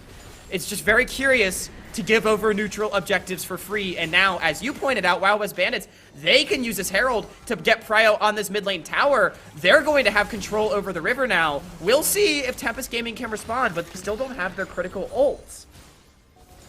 Yep, Frost Forest, no Assault and Battery available. Vuke going to throw out the charm. A Spirit Rush called the Forge God. Key ultimates missing at the moment as this dragon spawns. Hawk, we better buckle up. Tempest Gaming, though, maybe opting for a mid lane push. Look at the raw damage from the Wild West Bandit squad. Cry now, caught out, Charm Flash, easy kill. Tempest Gaming, another kill under the turret, goes over to them, but now Good Sword looking for this. Engage, John's healthy in the back line. Yeon full health on the Kale. Buke in the back line, low health bars. Good Sir survives, gets the reset. Critical now, John's looking to continue on the fight. Here we go, he's got the move speed. Yeon flashing forward. Tempest Gaming get taken down, a triple kill going over to the Kale as the Wild West Bandits win another shootout. In the Wild West Bandits, they do it again. Their mid laner gets taken out before the fight even starts, but they don't care. The bailout onto Johns was such a difference maker. It looked good. Vuke and Mobility were doing so much damage, but they try to go in to finish off the targets. But with the bailout, it provided the Wild West Bandits just enough survivability to kite that one out. And it is a 4-for-1. And Mac, I think that's it. I don't think Tempest Gaming is going to have enough left here. It's so... Hawk, we're literally watching game one again, but slightly different. And I don't want to hold out. We saw this kind of story unfold exactly as this game is kind of done, just like game number one. And Wild West Bandits did not face a lot of trouble closing out that game, but I wonder, Yeon is nowhere near as solo carry powerful as he won last game, so it's going to be a little bit more tricky for the Wild West Bandits to shot call around Baron. It's not as easy as last game, Hawk, where they were just able to throw down their top lane and potentially look for him to just 1v5. No, they've got to work hard. In front of our eyes, Mobility deletes the HP out of YHL. Well, once again, Mobility going to try to keep making plays for his team against all odds. And this will net them in the mid tower, so Tempest Gaming, they're still fighting. But Wild West Bandits, I mean, yeah, they're not going to just be able to put their top laner in a side lane and have him just, like, completely destroy the entire enemy team on his own. So that is good for Tempest Gaming, and that does make things harder for Wild West Bandits. But Yeon also just picked up 3 kills on Kale. He's level 12. This is getting to critical mass very soon, and these team fights are, again, going to be nigh unwinnable for Tempest Gaming if they're not already within the next 10 minutes. It's already 20 minutes in, so we'll see if they can pull out another miracle. Picks like that are a step in the right direction. But just to bring up the point that you were saying again, Mac, about seeing game number one again, it's just... Yeah. I don't want to harp on this point too much because it has been the story of the game, but Tempest Gaming, they picked a composition, an early game composition in game number one, and they weren't willing to aggressively press for any sort of advantages. They tried to make some proactive plays, but it felt like they took their foot off the gas pedal at really critical moments, and it didn't work. Wild West Bandits, they thwarted the attempts, and they managed to win the game. Now we see essentially a salty run back, the exact same composition here from Tempest Gaming, and it's the same thing. They're not willing to press as hard as I think you need to with a composition like this, and it's just, I think, a critical error in the series. And again, credit to Wild West Bandits. They have team fought incredibly well. They have known their win conditions. They've played around their lanes to dissuade Tempest Gaming. But here we go. John's caught out, the Immortal Shield Bow, not enough to hang on. Yon and Denathor joining this fight. It's a 4v4. Cry now getting into the back line. A huge ultimate coming from YHL, but shut down Gold. Vuke gets the kill. Yon, it teleports interrupt. It was the mid laners actually joined the fight. That's my bad, as Vuke, the one who teleported, the one who fought for Tempest, comes in with an absolutely huge fight. 4-for-0. Tempest Gaming get the fight they need. And just as I was questioning their ability to win a fight, Tempest Gaming, they pull a rabbit out of a hat. Yon elects not to teleport in. He couldn't in front of the Ornn. And in the 4v4 without the Divine Intervention, it's such a different story. John's not in range of the Renata either. They find their fight. They're going to find a Baron. And just when I thought they were out, Tempest Gaming finds a new lease on life. Frost Forest with the huge engage sitting in the control ward bush gets a much needed pick in a breath of new air in the lungs of Tempest Gaming as they've come back from down 3,000 gold. This game is now dead even as they charge barreling towards this next dragon looking to get onto Soul Point. Yeah, I mean, it is only a Cloud Soul, so I don't think this dragon is the end-all, be-all of the game exactly. Wild West Bandits, they're actually committing quite a few resources down here. Would love to see Tempest Gaming just play on their waves. I think we just give this one up. They're able to just melt it down. Oh my goodness, red team like it's nothing. Slay the dragon easily. Now dragons 2 apiece. Yeah, good play. Wild West Bandits, they're able to get out with the Shirelias, and no harm, no foul. Again, only a Cloud Dragon, so not the most exciting thing in the world. Cry now is alone under this tier 2 tower. Not the exact place I would think you would want to be up against a Baron up team. And Wild West Bandits, they're actually very slow in this rotation. This could be very risky. Here comes Frost Forest. Cry now, the one caught out. Gonna try to buy some time for the rest of the team. Yon's teleporting down this time. Shurima Wall going to kind of zone the Tempest Gaming squad in a weird way. They're gonna try to get out. John's going over. Big ultimate. Kill ultimate coming in. He wasn't ready for that one, though. Cleansing the Berserk. Here we go. Good sir now caught out. Mobility gets a kill, but Yon the kill. Can he shut down? No ultimate. The damage is there. Tempest Gaming are wiping the Bandits off the map. Vuke on a killing spree. What a beautiful fight from Tempest Gaming. You know what? They have clearly figured out how to play this composition, or at least play against the Bandits, because they kited out so beautifully. Johns and Yon go in with both of their ultimates on the Wild West Bandits AD carry, and what does Tempest do?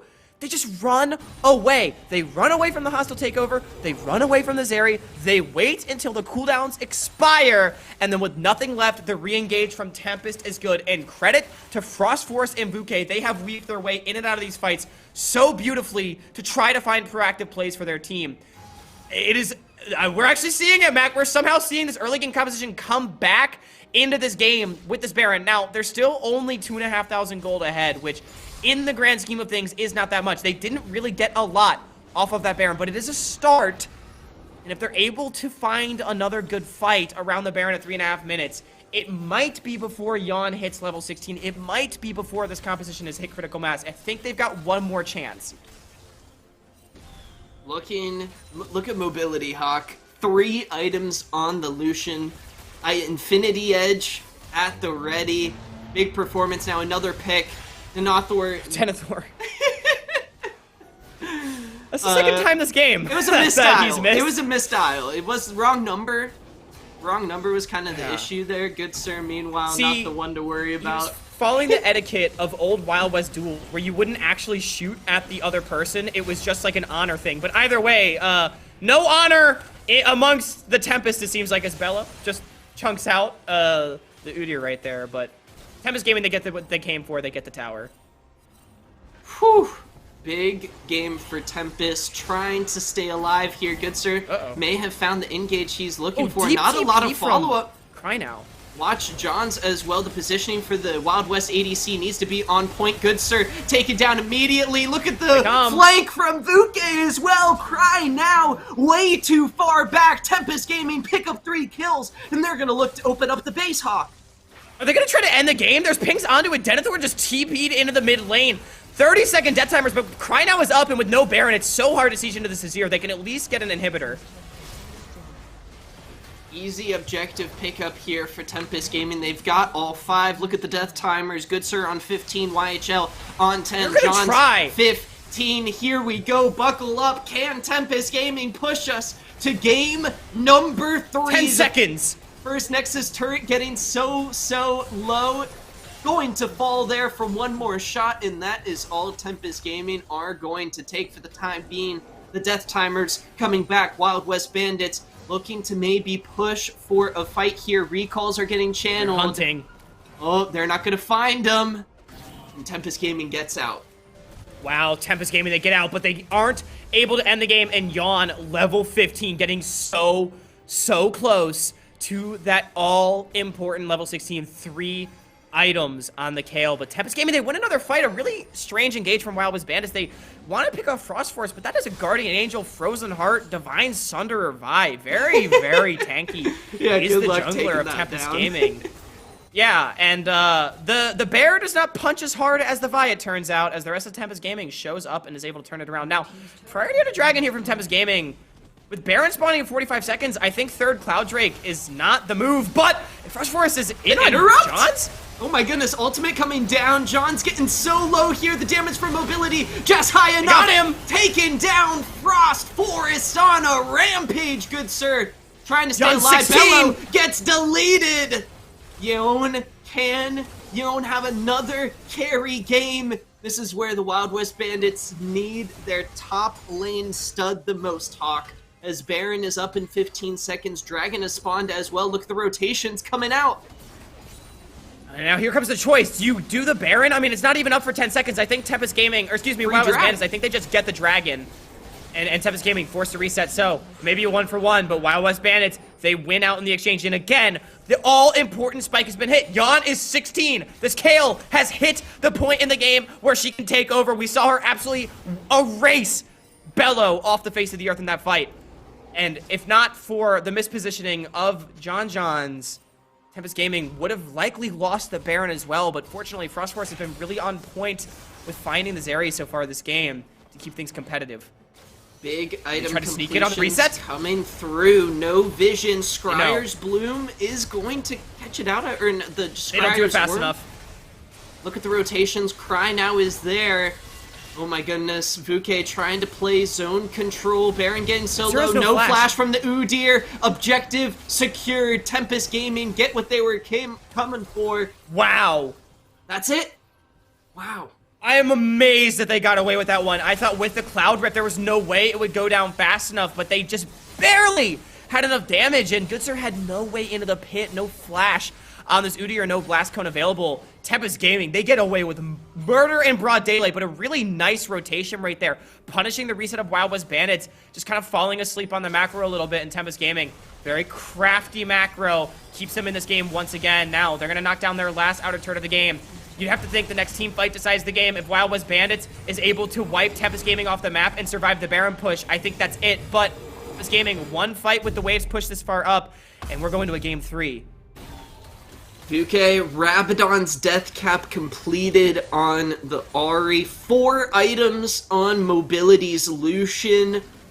Tempest Gaming are super just in a good spot right now, Hawk. Oh my goodness, they've got everything coming together. We were doubting the early game comp in the mid game as Wild West Bandits had held on through the early game just like in game number 1, but through the mid game, Hawk, it feels like Tempest Gaming have been all over the map, finding pick after pick after pick in the side lanes underneath turrets. There was no safe spot in the Wild West Bandits side of the map. The Wild West was a scary place indeed.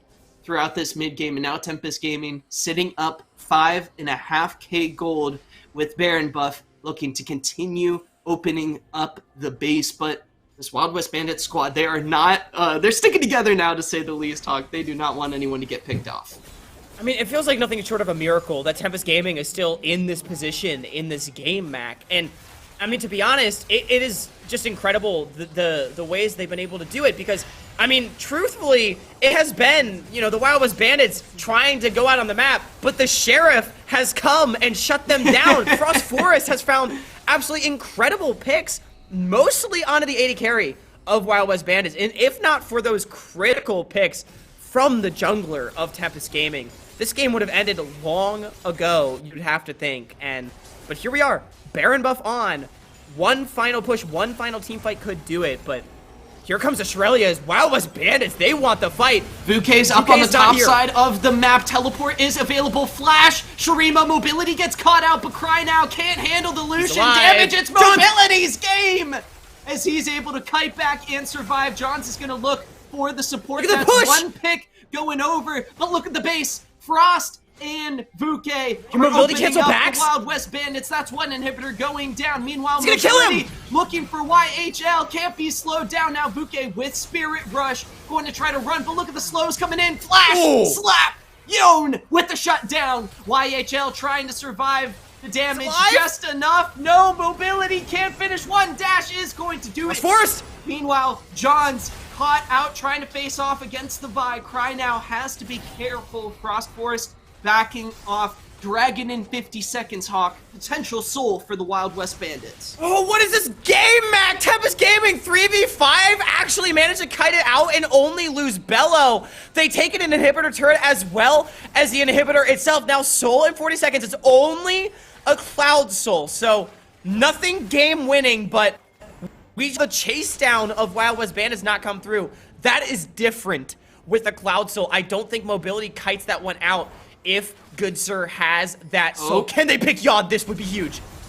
The picks for Tempest Gaming have always been coming up huge. The culling is absorbed. Yon staying alive. Shut down though. Mobility, the hero of Tempest Gaming with a double kill to keep the team alive. Vukay popping off. Stopwatch, see ya later. Cry now, sent back to base. YHL, the next to fall. Tempest wins! The bot lane for the Bandits. Their gunslingers are gonna try to hold the doors of the base open, but Hawk, 5 members of the Tempest Storm are pushing in to give us a game number 3 on the night.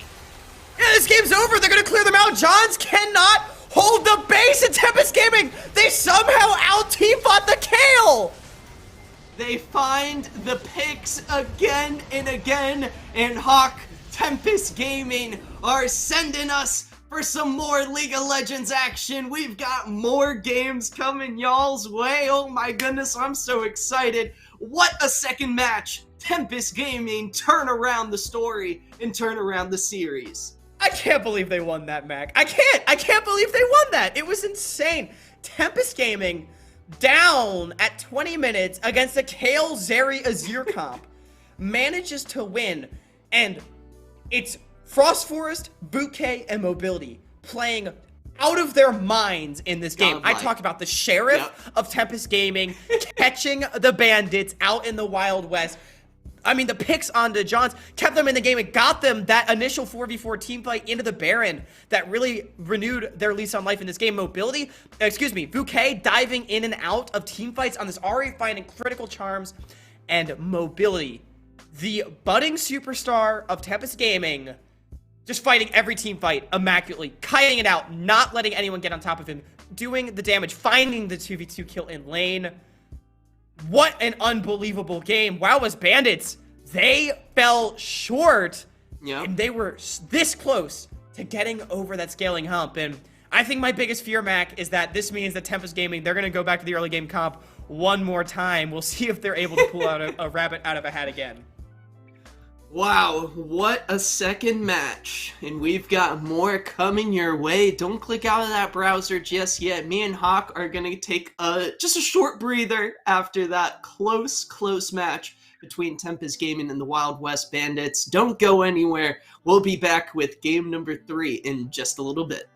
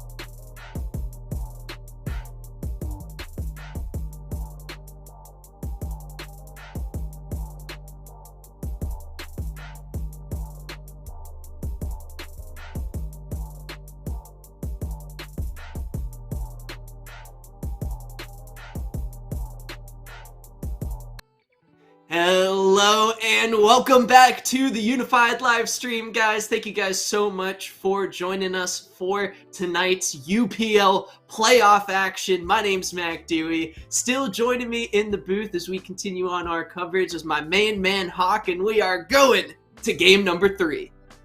Oh, we are going to game number 3 after Tempest Gaming pulled out nothing short of a miracle against the Wild West Bandits and managed to win in a crazy game number 2. And I think the only question that's really looming over us is Tempest Gaming going to go back to the early game composition, and which story will we see? The one where they aren't able to make enough plays and they just get outscaled and lose, or the one where they are able to find some heroic engages and keep the game close?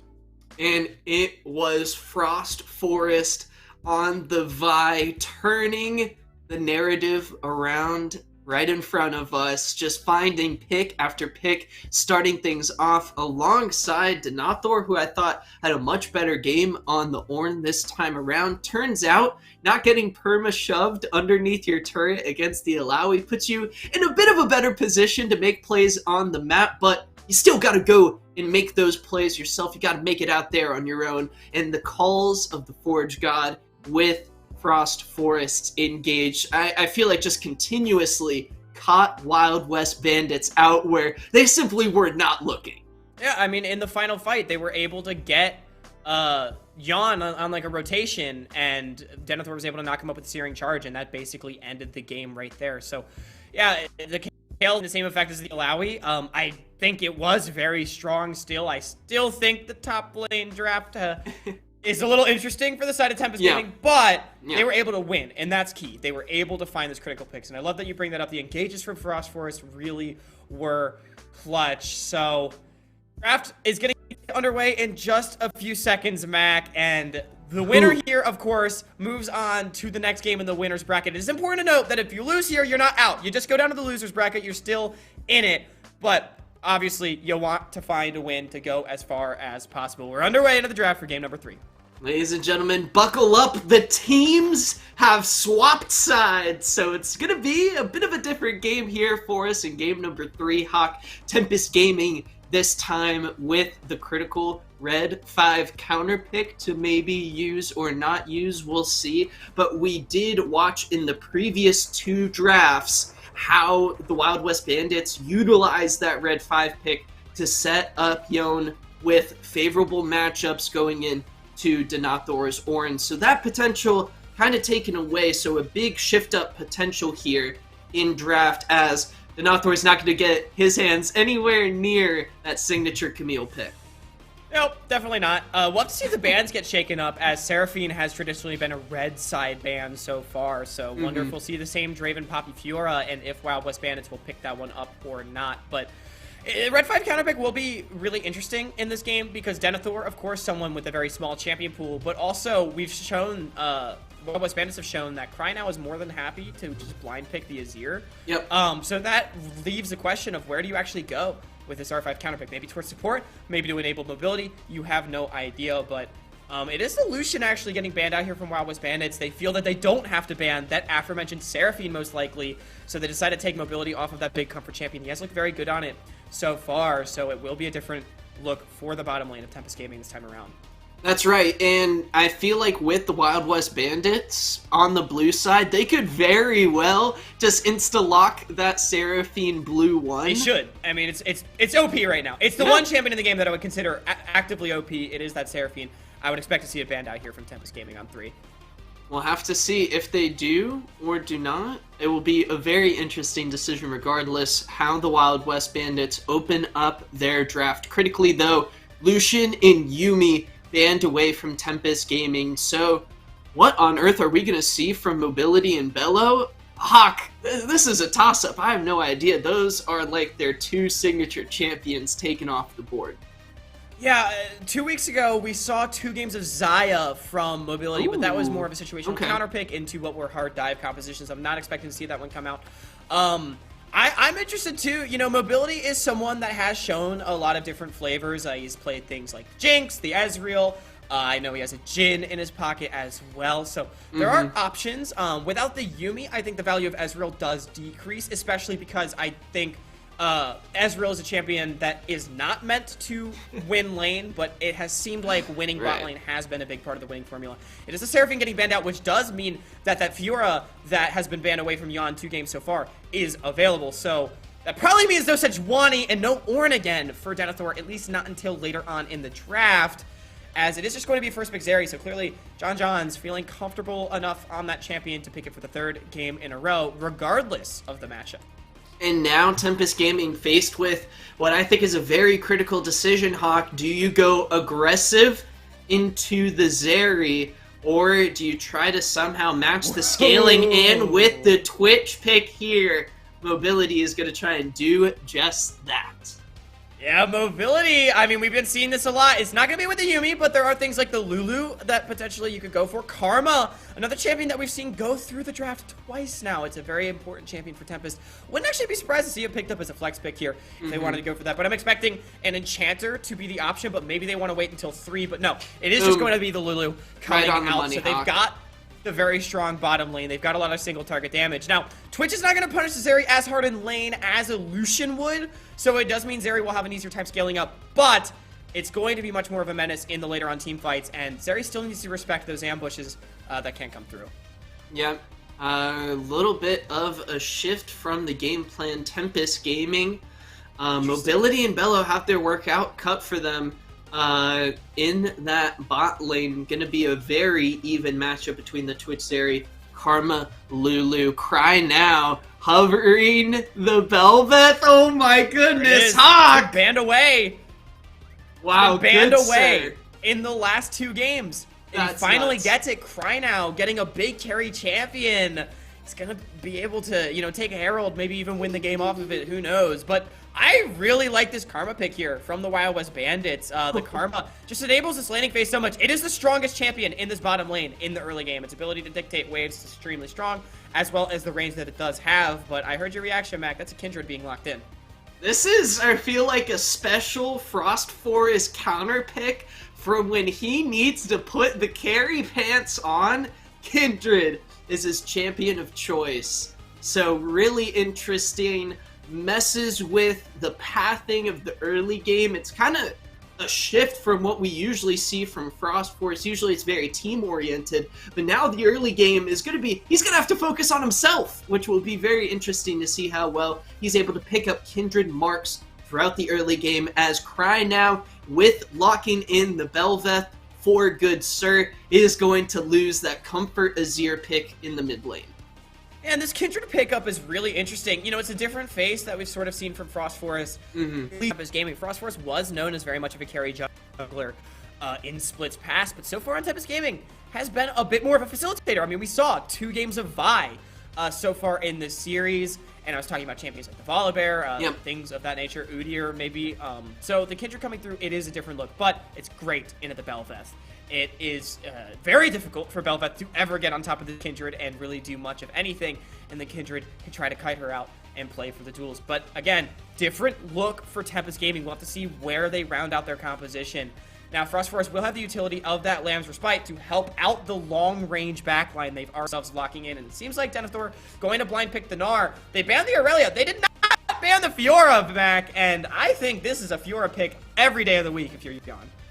Or I raise you a Shyvana pick instead for the top lane. Oh my goodness. What do you make of that? It's been a new one. It's been a new one on 12-13. Shyvana's just been kind of cropping up as a counter pick to Gnar and Gangplank. Those 2 really, really safe and annoying top lane blind picks.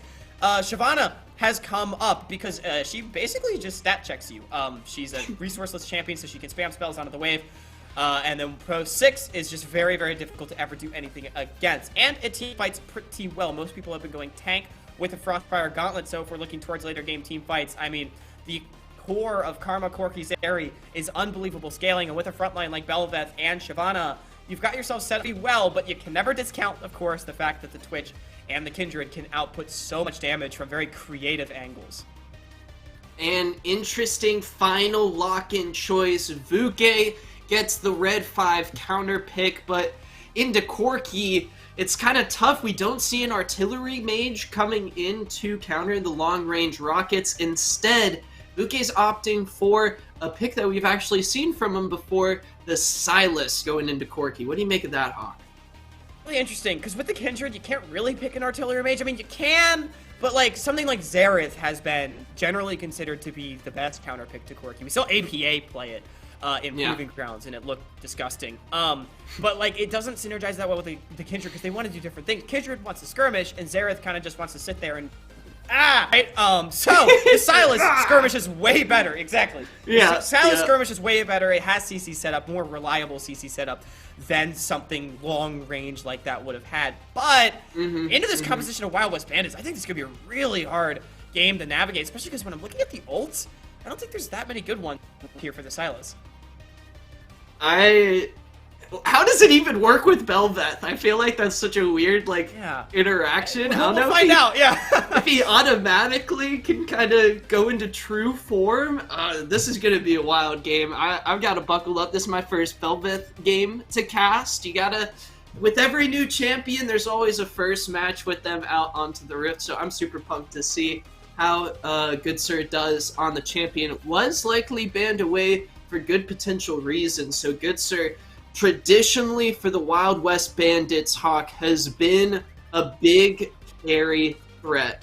And so I think it's a bit of a shift from the Udyr, right? Because Wild West Bandits, throughout the regular season, picking things like the Lee Sin to have really big, kind of flashy carry plays, and now you're giving Good Sir something a little bit more tricky to navigate versus the Udyr. And just a word from production, we do have confirmation, Hawk, that Vuke can access the true form from Belveth on Silas. So it will get kind of everything except for the permanent attack speed. So something to keep our eyes out for, as this is going to be a wild game team fight-wise. We're going to have to keep track of the package, the Shyvana engage, Narbar, what Silas hijack is going on, the Lamb's Respite, all of it. We've got a fun game. Game number 3, it all comes down to this for both of these teams. Yeah, it's definitely going to be a good one. It's all ending here for this series, but again, winner moves on to the next stage. Loser only goes down to the loser's bracket. It is not an elimination match, so it's important to keep in mind. And Mac, earlier you asked the question, what do we expect from Belveth? I'm going to tell you what you can expect from Belveth. Wild West Bandits will not give up the 8-minute Herald swap this time. They're going to contest for it because you know that Good Sir is going to want all those little voidlings forming his army. We're on to the Rift for game number 3 between the Wild West Bandits and Tempest Gaming.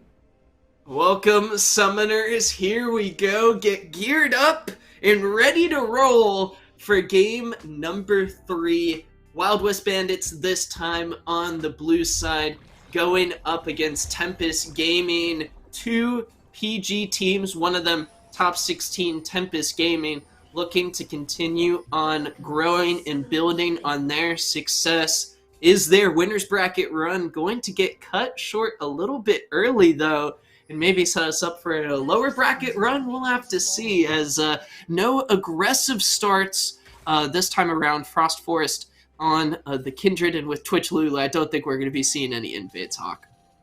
No, I don't think so. Both teams, they're level 1, not exactly the best. Silas is pretty good with the Enscounded Duck, but everybody else kind of just throws skill shots at each other and looks at each other funny, but everyone's just going to wait. You know, I mean, both these teams, they don't really have too many easy early game plays. All the lanes are extremely safe across the board for both teams. Double enchanters on the bottom side, Corki in the mid lane, and then the Shyvana up top. It's just extremely hard to get on top of any of them. But as far as the 1v1s go, I think this is what we really need to pay attention to, because Jan should early on get bullied out a little bit by the Gnar, but quickly be able to deal with it in the one-on-one. And then likewise in the bottom side, Jay getting jumped on here. Should have a lot of pressure though with those Karma Qs, having the longest range and the best wave shove. Meanwhile, Corki again in the range versus melee matchup should have some good priority. So I'm looking for 2v2s and 1v1s to actually favor Wild West Bandits here. Well, it comes down to what Frost Forest is really able to get done. Meanwhile, Cry now with the range advantage in the mid lane is absolutely going to be able to bully down Vuke's Silas throughout much of the early game. Bit of a switch up for those two mid laners, as it was Vuke on the Ahri in the Ahri Azir matchup, who for the most part was able to push in the wave continuously. Now, Tempest Gaming, not as proactive of a composition, but something, mobility on the Twitch, something I think these guys have still a lot of comfort on, despite this being a bit of a switch up from what we've seen through the previous two matches. Yeah, I mean, it is just a vastly different sort of look, especially from Tempest Gaming. I feel like Wild West Bandits, their composition functions relatively similarly. It's a little bit more poke than all-in than the last ones, but Tempest Gaming, I mean, it's not the same early game aggression. It's just going to be a lot of team fighting, a lot of skirmishing, a lot of scaling up his mobility. He's going in for the 2v2 kill. They don't see him. Look at Frost Forest coming in as well. Low health bars from the Tempest Gaming squad, but they're going to have numbers advantage first, as that's an early flash. YHL taken down. The wolf is hunting, and Frost Forest picks up first blood. Well, we said the lanes are safe, but they are not safe when you're pushed up to the enemy tower. Wild West Bandits, they aren't able to get the crash thanks to the creativity of Mobility and Bella right there. And we asked the question, what can Frost Forest get done early? Getting a first blood is absolutely massive. It's a Red Raptors Gromp clear. They were not expecting the Kindred to be there that quickly. Big plays from the jungler of Tempest. And Hawk, I may have misspoke when I thought about how Frost Forest was going to play this Kindred. See, I thought of the Kindred marks and I was like, oh, he's probably going to go for those first. No, he makes the proactive play to go bot to then set himself up to getting free marks. So really big brain Kindred, Frost Forest starting off the game exactly how he wanted. Yeah, I didn't see if he had a mark onto YHL. I also didn't see which crab the mark spawned on. He got the mark on the crab. You got the mark on the crab? Yep. All right, there we go. So yeah, Frost Forest already getting that mark, as you said. So that's really, really nice to see. And Kindred getting ahead is a champion that can very quickly become difficult to deal with. A lot of times, people don't think of a more scaling-oriented champion like Kindred as something snowbally, but it is very snowbally. She wants to get ahead early. We're going to see a 2v2 in the mid. Vuke gonna try to get out with the chains, and I think that's just barely enough. What a play, forced to burn flesh, but survives. Yeah, good kite out there from Vuke. I saw the karma in the river, and I thought it was Frost Forest. Looking a little foolish maybe for that call, but Vuke, I mean, no harm, no foul, flashes out, and is going to be just fine. As Denethor, much better performance on the top side this time. Again, the Gnar has priority on the Shyvana early on. So Jan not having quite the same impact, down already about 20 CS as Denethor is pushing this one in. Once Jan takes that back and hits 6, probably gets some ninja tabbies or plated steel caps under his belt. Hey, yeah, what are ninja tabbies? yeah, you're seeing how long I've played League for. Although they only changed that like this year, which by the way, most unnecessary change ever. They're the same thing. They just decided to rename it to make people like me say the wrong thing from time to time, I swear. No worries at all. Hawk, I think this is maybe the first time on cast some people would consider you a boomer. No, okay. Yeah, maybe. I'm used to being the zoomer on all my casts, Mac. Everyone's usually older than me. At least over Improving Grounds, you know, they're like, oh, yeah, I'm like 25, and I'm like, man, I can't even imagine being 25. Yeah, what's a drink? Yeah. I know. Meanwhile, but Dragon... either way, we gotta fight around Dragon. Oh, Cry now. Not a lot of mana on the quirky mobility. Takes the explosive cord, but here comes the real Dragon you gotta worry about. Yon diving over the wall. Takes down Frost Forest. Right now, Tempest only losing 1. Look at the stealthy recall. He's Is anyone invisible. going to notice? Oh, Bello! Bello's got to be careful. Flame Breath. This is not an AP Shyvana, so no one-shots coming out there. In mobility, a sneaky rat able to get out. Uses the camouflage to recall. Yeah, that was a pretty 5-head recall right there for mobility. If he wasn't stealth, I mean, he was instantly dead. There was no way out of that one. And it's still a huge win for Wild West Bandits down here. They're able to get the kill. Great TP from Jan. If you're getting destroyed in the one-on-one, why not just join the team able to get himself a kill, as well as deny 2 or even maybe 3 waves from mobility under this tower and get some plates. So despite Tempest Gaming getting the Dragon, I think Wild West Bandits is going to be very happy with that sequence. Look at Frost Forest, meanwhile, on the top side of the map, Hawk, picking up yet another Kindred mark, I believe, manages to get the scuttle, bada bing, bada boom. Now we have a potential 2v2 up on the top side. Look at the mid laners. They're going to make this a little 3v3 for us. Hawk is game 3 so far, delivering on the hype. Good sir able to smite that one away, gets the better end of the trade there, secures the buff, as the solo laners are just gonna back off after that one. But here's something pretty big. YHL already coming up to the top side at 7 minutes. This is going to allow Tempest to slow push a crash right now, and then back in about 30 seconds, then go out to the Herald at 8 minutes. Wild West Bandits, they actually will be giving up a lot of pressure here, and it's going to allow Tempest to presumably get to the Herald first, should that be where they want to contest. Because again, Belveth really wants that. It's such a massive part of her power budget, actually, is the ability to get that Herald. So we'll see if that's the line of play that Tempest Gaming decides to go to. It would be, they would crash this wave, and then they would base right now. As you can see, Johns is going to have to stay and clear out all those minions and back after this bottom lane, as here it comes. But no, maybe looking for a pick. The rotation spotted out, maybe just a little bit. Rift Herald about to hit the map, and look at the way Tempest Gaming are positioning. They've got the bot you can laners. just walk up there anyway. Yeah, you've got it right on the money regardless, Hawk. Tempest Gaming have showed up to the Rift Herald, ready to go. Right now it's just Frost Forest taking it down, but the rest of the team is just making sure the Wild West Bandits don't come stealing that objective away. Rift Herald going to be picked up there by Frost Forest. Tempest Gaming once again, Hawk, starting off the game, controlling the neutral objectives very, very well. Yeah, I really just, again, want to stress how brilliant that play actually was. They force a response out of Wild West Bandits by threatening an invade, because they have the priority on top side here from Denethor, so they leverage that to force Wild Bandits out of the top side river. Wild West Bandits, they respond by bringing their support up, but that means they lose the bottom side priority, which means that Mobility and Bello have the opportunity to get to the play first. Wild West Bandits, they recognize this, and they give up the objective. So really nice play from Tempest Gaming to find themselves an advantage and deny a huge objective. Now Vuke looking for the one-on-one. Junglers have arrived. Supports as well. Take a little mosey on down the mid lane.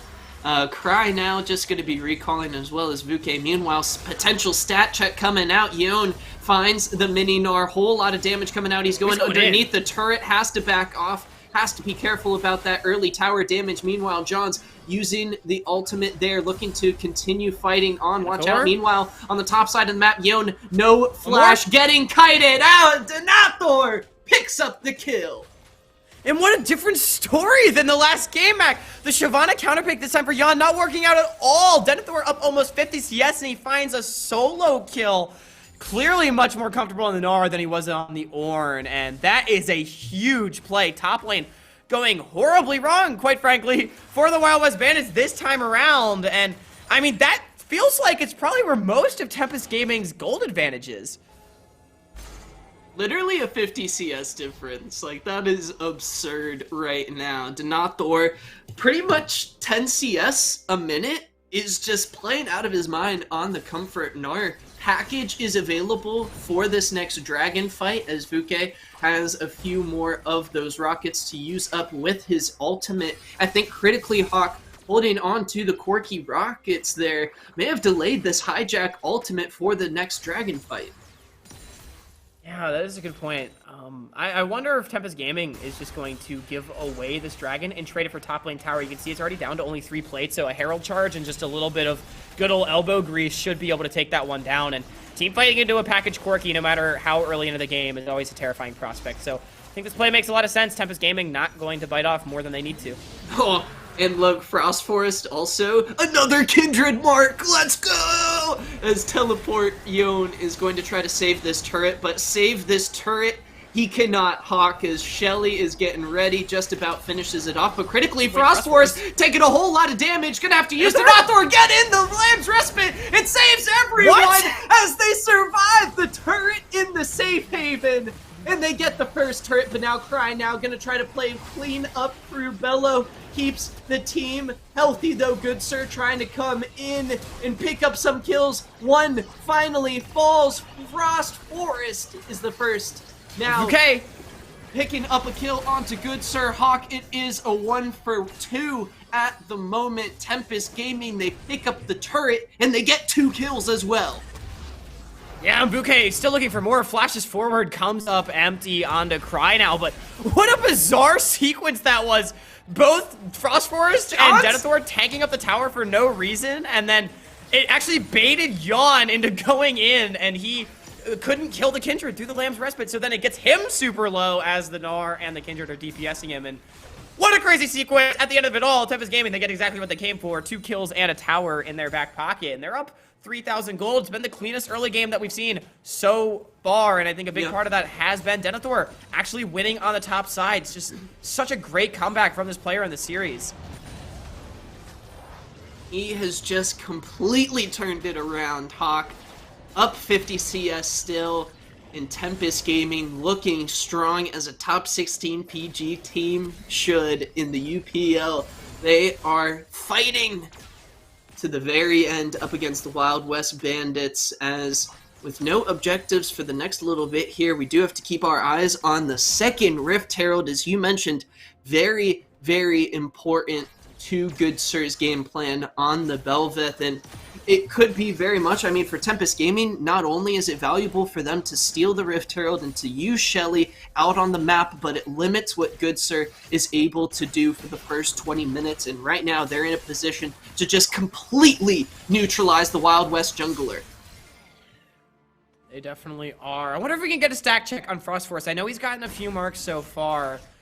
And this Kindred, for those that don't know, 4 marks, very, very important. So he's got 3. 1 more, and you get that range increase, and that is really when this champion starts to come online. YHL needs to be careful, should just be fine. Just a battle for vision here in the jungle, as Frost Forest, though, is getting run down. Good Sir doesn't have the dash, but Frost Forest still caught out. No ultimate available means a dead jungler. Frost Forest taken down. Meanwhile, Yon forced to ultimate just to get away from Denethor's monstrous Gnar up 2 levels. Yeah, Denethor just doing so much work up here. He hasn't really grown the CS lead, but he doesn't need to. He's just got that pressure lead. The Trinity Force doing so much work. Vuke is going to die.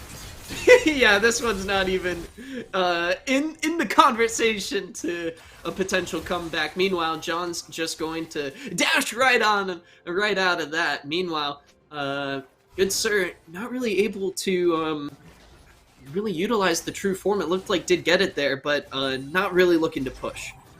Yeah, mobility, I just want to say, casually up like 30 CS right now. Pretty impressive. We haven't really focused on the bottom lane so far. They haven't been as much a part of the action as they have been in the previous 2 games, but mobility just doing a really good job of scaling up. Already has the Blade of the Ruined King online, and now True Form's still active, right? That's the true form of Belveth.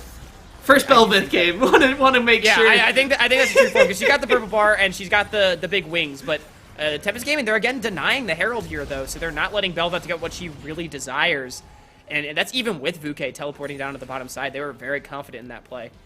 Yeah, Tempest Gaming with no problems at all secure the second Rift Herald of the game. Meanwhile, Vuke opening up things on the bottom side of the map. Another turret going over to Tempest Gaming as they look to continue on pushing for the Game 3 victory. Very close match. Kills are exactly even, but Tempest are up about 3k gold with Dragon. Spawning in 20 seconds, I wonder, Cry now, does he have the package? Denethor, Gnar bar is completely low, so he's going to have to look to build it up before the fight kind of starts up here. Mobility and Bellow. Are they going to really make a big impact on these fights? We constantly look for the Tempest Gaming bot lane to come up big. Now here's the potential engage. There's the spray and pray coming out. Half HP is the Wild West bot lane. They have to back off as the Rift Herald is summoned. Package available for Cry now. Everything coming to a head. Denethor is very angry as Mega Gnar is online. The big dragon is out as well. Big poke coming in. A huge Gnar! Denethor tears through the Wild West Bandits as that's a big start to the fight. Meanwhile, Cry now into the back line with a huge package. This is Wild West Bandits somehow turning it around. Cry now with a triple kill as they find the ace. Wild West Bandits actually managed to win that fight. I thought Denethor's engage was it, but there's no damage follow-up on Tempest Gaming because Twitch didn't have ulti. It was the trade of the ulti for some damage onto the side of the Bandits. But without that one available, the engage it didn't have anything left. Denethor couldn't finish anybody off except for one kill in Wild West Bandits with the Corki package win in the extended fight. What a crazy sequence. Who else but Cry now, Hawk? Literally, who else? Now 4-0-4. He's just That's about before the Merman participated. and the Ludens. Oh, and before he stacked up the man immune to Muramana, now the Corki is really getting online, but watch out, YHL caught out, going to be able to use the move speed with the shield to get out of jail. Kind of free there using that card, able to escape from the stealthy mobility. Very close game on our hands, but Cry now may have just turned this entire match, this entire series, Hawk, up on its head as the Wild West team fighting star came up absolutely huge in that fight with a big package. Yeah, I mean, Cry now, 4-0-4. Again, that was before the Ludens and the fully stacked Merman were here. Corki's all of a sudden going to start doing very big damage, as I'm assuming that Ludens is very close to being completed. And Tempest Gaming, their game plan has been stalled. Now, again, much better scaling prospects on their side than last game. But absolutely. remember, we talked about this in draft. Corki, Zeri, Karma is an extremely robust teamfight core, and it's going to be very difficult to break through this. Whew. Spicy game to finish off the night. The gold lead just about even between these two teams, as Wild West Bandits do have the slight dragon lead. But once again, Hawk, 3 times in a row, we've got a Cloud Rift and a Cloud Soul potentially on the table for these teams. Yeah, man, the Cloud Dragons make it feel so bad for these teams that have been playing for Soul. It really does devalue Dragon in these games, and with Baron coming onto the map in a minute, I would expect these teams will shift a lot more focus up to the side. We can already see Frost Force prepping the river as Mobility has been holding some mid-priority. He's just sneaking around looking for a potential play, but not going to find anything. Yeah, and to that point, Hawk, I feel like it's been Tempest Gaming who not only have been able to prep around Baron a little bit better, but also now with an extremely potent Baron taking comp compared to the last 2 games, Tempest Gaming, who have found success sneaking some Barons, utilizing their vision control, something we need to keep our eyes out for if Tempest are able to sneak one with the Kindred Twitch melting down the objective. Yeah, their Baron take really is substantial. The Gnar as well, if Denethor's in the area, they will burn it. Blade of the Rune King, any champion that can build that, one of the best for taking Barons. And speaking of Wild West, they've also got a pretty good Baron. Now, Corki, the Poke Corki build doesn't have the best DPS onto it, but the Zeri, Shyvana, and the Belveth should definitely be able to help burn that one down as well. So both these teams, they need to be on the top of their game. They cannot fall asleep on the map or risk one getting stolen away like we saw last time. Frost Force is just so darn cheeky, sitting in the bush, continuously looking for picks. He literally Single auto. Oh, goodness. Oh, Little it's so lulz. rude. Like, John's just trying to back, and then all of a sudden a Twitch is just like, one auto, and cancels your base. Look at Yon looking for a pick here onto the mid lane. Zeri ultimate coming out. Huge dragon. There goes Bello. Deleted underneath the turret. Are they going to look for a quick Baron in response? I don't know. The support pick, are they going to be able to do with much? I don't know. Death timers are too short. Bella's just going to come up. They want to reset, get priority around the dragon, but it is a good pick for not that much investment. Just a couple of ultimates for a kill and some gold. It's another one out of the Zeri, I believe. So putting gold where you want it before what could be a game-deciding team fight. I feel like that's so often the story, Mac, around these 3rd, 4th dragons are really where the team fights that decide the game are. Wild West Bandits, they were behind before the last one and yet managed to win it. Now they could take the lead with a team fight victory as Denethor is continuing to work on the top side. Putting in some good work, making up for a lack of Ornn pushing with 1 game of Gnar. Teleport coming into the mid lane. That is going to be Yon, I believe. As Cry now sitting up with the package in the top lane. Gnar coming in. It's a 1v1. Package forced out. Denathor uses the ultimate, just constant trading. This is before the dragon, so no package available now as Cry now teleports into the mid lane. No Gnar ultimate available either. Denathor recalls, able to teleport back out, gets that HP back very critically, Hawk, as the dragon is started. Yeah, that's worth it every single time, though, for Denethor. You want to get the package out before the fight starts. Now, the dragon is most likely gone, but let's look at the fight. Frost Forest, it's hit. And no, it's just going to be mid-priority for Tempest. I think Cry now on this Corki with the poke advantage, able to dissuade any potential engage onto the dragon as Yon uses the ultimate to get up over the wall. Turret still falls there as Tempest Gaming do get something back. Gold lead still just about dead even between these two teams, Hawk. And we do see one of the shortcomings of this Tempest Gaming composition with that sequence as Denethor, he's able to get the package defensively out of Krynow in the one-on-one. Yeah. This composition has no hard engage. And without the Mega Gnar, there, like, virtually is no hard engage. You have no lockdown whatsoever. But you can maybe catch somebody out like this. Lamb's Respite is used. Meanwhile, Denathor handling the ADC all on his own. One more house sends him home. Shut down going over to the top lane. Jungler. Meanwhile, good sir caught out as well. Tempest Gaming off of the back of another monster Mega Gnar play. Denathor popping off this may give them Baron. How does Tempest Gaming keep finding these angles? John Johns gets picked again.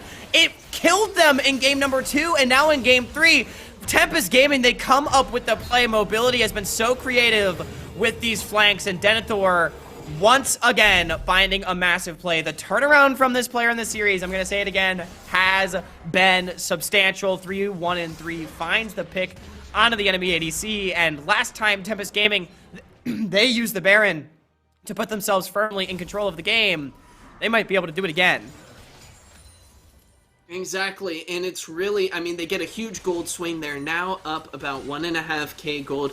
But even just potentially, I think Baron buff right now for this Tempest Gaming squad, Hawk, is good enough to get 1 to 3 inner turrets, maybe even open up the base. It's a little bit tricky, as we discussed earlier. Not a whole lot of engage on this Tempest Gaming composition, you know, very dependent on Denathor's Gnar, which in and of itself is a little bit dependent on the Gnar bar, so I think it's going to be tricky. Frost Forest slowly but surely building up range on the Kindred, so not the best siege composition for Tempest, but at skirmishing, they're going to look for something in the jungle. Denathor does have Gnar available, coming in, stuns up good sir, they want to try to get rid of the Velvet, and they delete the Wild West jungler. That's a huge pick. Meanwhile, below, has to be a little careful. The explosive cone not really going the way he envisioned it, but this is certainly going to open up the map for Tempest. Yeah, another great pick. Denethor just goes in and takes out Good Sir more than anything, and I thought Krynow might be able to turn that fight around, but Corki's just not doing quite as much damage as he needs to be able to at this point in the game, and that's exactly how Tempest Gaming composition wants to play, right? They don't have engage, they don't have siege, so how do they kill towers? Well, Denethor and Bouquet are both virtually unanswerable in the side lane, which means that Wild West Bandits has to spread out, and when they spread out, you can find picks like that. Oh, the now Gnar! Denethor in on the enemy mid. That was beautifully done, but is it going to be enough? YHL zones away the rest of the team, and that's going to be enough to give Cry now a shutdown. Wild West Bandits holding on. And it pulls Tempest Gaming off of that mid lane tower as well, so a huge defense from Wild West Bandits. That's actually going to time out quite a bit of this Baron, you'd have to think, as Tempest Gaming only able to get a single mid tier 2. I like the attempt from Denethor, but remember, that is still a tower that you're diving in. Unfortunately, takes too much damage. Yeah, we saw kind of the rest of the Tempest Gaming squad looking to help out with that turret dive, but critically reinforcements came through for Cry now to help out a little bit. Now Frost Forest might be the one getting picked out for a change. Ultimate does get off in time. Can the rest of Tempest Gaming come in? Frost Forest still alive. Bouquet into the back line. The carries are alive for Tempest Gaming. Look at mobility. Spraying and praying. The health bars are getting so low. Meanwhile, Johns in Frost Forest. Switch off. It's a 1-for-1 trade as the rest of the team looking to Nathor. Huge war. Ultimate Gnar comes up big. Another kill onto Good Sir, who's seemed like he's been glued to the wall the entire game. Cry Now trying to run away, but one Gnar house after another slowing down the retreat just enough for Mobility to work his way in. Big gold, big shutdowns going over to the Twitch as Tempest Gaming Hawk take control. Tempest Gaming, they opt into the 4v5 and they manage to kite it out. And once Denethor arrives, there's nothing left. Wild West Bandits, they get scattered to the wind like a tumbleweed as the storm of Tempest Gaming ravages through them. So beautifully done from Tempest in what was a very ambitious team fight. They managed to execute. Cloud Dragon going over to Tempest Gaming Hawk. No soul right now for the time being for the Wild West Bandits. A critical dragon objective picked up for the side of Tempest Gaming, as that is the Ruan's Hurricane completed for Mobility. Should help with the team fighting, but I think the even bigger power spike is when he gets Infinity Edge online, so we got to keep our eyes out for that one. We see Cry Now's Corki now on 3 items, so the carries for both teams very much in a comfortable position. Who is going to position better? Who's going to get caught out? These are the questions we got to be asking ourselves as these teams position themselves for the upcoming objectives, bearing up in just under 90 seconds. And when we look at the items, Mac, there's a couple things that really stick out, and it's the difference of the carries. Cry Now has 3.5 items, so much stronger than Bouquet, but likewise, Mobility is very far ahead of his opposite number, and this Twitch has been doing quite a bit in these team fights, and it feels like Cry Now, he's been doing a lot of damage, but none of it's really been able to stick from this Corki. It hasn't been as much as I feel like we've grown accustomed to seeing from Corkis in this meta, and it has been impactful. So see if Mobility is able to use his item advantage to continue to push his team over the edge. And also Denethor, of course, pretty far ahead of his opposite number, but I feel like at this point the Gnar items aren't mattering too much. It's really just that tricky forest that feels good, and then you kind of just sit in a side lane. So yeah, he's had a few good ultimates so far throughout the game, but I totally get what you're saying. Yone certainly favored as the game continues on trucking. We're about to pass the 30-minute mark. Tempest Gaming looking to, despite finishing second in the regular season, they're looking to take down the #1 seed coming out of the Infernal Division. Meanwhile, Denethor has no problem taking down that turret down on the bottom side of the map. Very tricky macro decisions now for both of these squads, Hawk, as we've got both solo lanes on both teams with teleports fully unleashed. yeah, I mean, and with Baron on the map too, it is just going to be a lot of posturing from both teams. We saw there, Denethor is so far ahead of Yon. The Shyvana counterpick, it just hasn't really landed. Oh, Mobility! Oh, Mobility's caught. Oh, he's gonna try to flash, but look at the damage! 3 members, health bars absolutely deleted! Mobility with the pick. Tempest Gaming maybe need. Baron Nashor is available, and we know, contrary to the first 2 games, they're able to melt this objective down. Yeah, I mean, it's gone. The resets come through from Wild West Bandits. Critically, though, the summoners are gone from Mobility, so this could be impactful in a ensuing team fight. Teleports coming in. Wild West Bandits is not going to let them get out. Fire all over Summoner's Rift as Tempest Gaming. Are they going to get melted down? Watch Forest! Watch Forest! Lamb's Respite. He's able to survive and pick up 1 kill. There goes Cry Now. Take it down. The Kindred's popping off as Frost Forest picks up a whole lot of kills. It's a double for Denethor. Tempest Gaming pick up 4, as well as Baron to pick up a huge fight.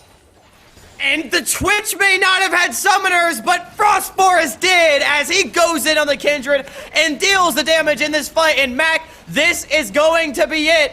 I think Tempest Gaming, they've managed to avoid losing in the first round. They will take down the Wild West Bandits in a thrilling 3-game series.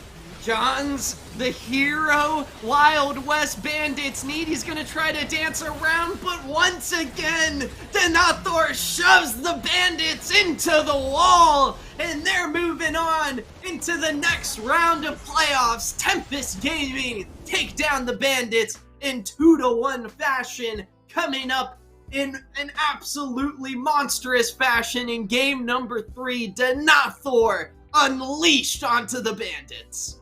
Yeah, I mean, Denethor gets counterpicked again, but this time, doesn't lose. And really impressive stuff out of the top laner from Tempest. It was very hard on him for the first 2 games. And I think rightfully so. I think Denethor, it's fair to say, struggled immensely on both games on the Ornn. But now on a Nara champion he's more comfortable on, and a matchup that he's more comfortable in, is able to play really, really well, create so much pressure for his team. And again, mobility and Frost Force as well, just generating so much for their team, doing so much in that team fight. That final team fight, Frost Force played pretty much perfectly, getting onto the side of Wild West Bandits, behind the back line, hitting the back line of the Bandits, taking down the Corki, using the Lamb's Respite to save himself. Beautifully done. I mean, just think earlier back to that little turret dive. Tempest Gaming, I think, pretty much consistently through that game, Hawk, whenever we're going through draft, we look at champions with big ultimates. With Kindred, you get one of the biggest ultimates in the game. And Frost Forest pretty much, I don't think, had a bad ultimate throughout that game. And so really just kudos to Tempest Gaming in the squad. Wild West Bandits, they're down, but not out. They're going to be sent down into the lower bracket as, boy, oh boy, Hawk, what a series. Yeah, truly a very exciting series. And I think the most reassuring thing about that Game 3, if you are a Tempest Gaming fan, is that they showed a different look. We questioned how they would look with Frost Forest on the Kindred as opposed to something more enabling. It wasn't an early game composition. They played for the more team fights. It was still skirmish, but it was more team fight oriented, later game oriented. Frost Forest on a carry absolutely popped off. For those curious, the Wild West Bandits, of course, again, are dropping down to the losers bracket where they will face UC Irvine, who, of course, were in their group. In the Ocean Division, right? Or Infernal Division, right? In the Infernal Division. So we'll see if the Wild West Bandits can take down UCI next week, Friday, 7:22 at 8 p.m. Eastern Time. Maybe they'll be on stream. Who knows? But yeah, Wild West Bandits, I mean, they have already proven that they can beat this UCI squad. Wow. Tempest Gaming moving on. I believe, Hawk, they face the winner of another series we had going on tonight. AoE Randoms and Imperium Vancouvery. Oh my goodness, AoE Randoms in the UPL. There's so many good teams here in the most prestigious league of Unified Premier action, the UPL, delivering once again. You guys can count on it. Fridays, 8 p.m. Eastern Standard Time. We've got some banger League of Legends action over here on the stream. Absolutely. It's always a fun time here in the UPL. We get to see teams that are in Proving Grounds, as well as teams that we haven't really heard from as much, and they get to show off against one another, and that is always such a blast. But, I mean, if AoE Randoms are the ones that do move on, Tempest Gaming, they're going to have their work cut out for them, because AoE Randoms is another very, very proficient team that is sure to be a great matchup that you all don't want to miss. But Tempest Gaming, they ramped up their way throughout the series. Maybe they can continue ramping up their way through the playoffs. And that is going to do it, ladies and gentlemen, for tonight's stream. Thank you guys so much for sticking with us through the 3-game banger series. Oh my goodness. I've been Mac Dewey. Thank you so much, Hawk, for providing the bird's eye view onto the Rift. Shout out Hyper behind the scenes, making us look so darn good on stream for you all. With that, that's going to be it for the stream tonight. I wish you guys all a very wonderful night.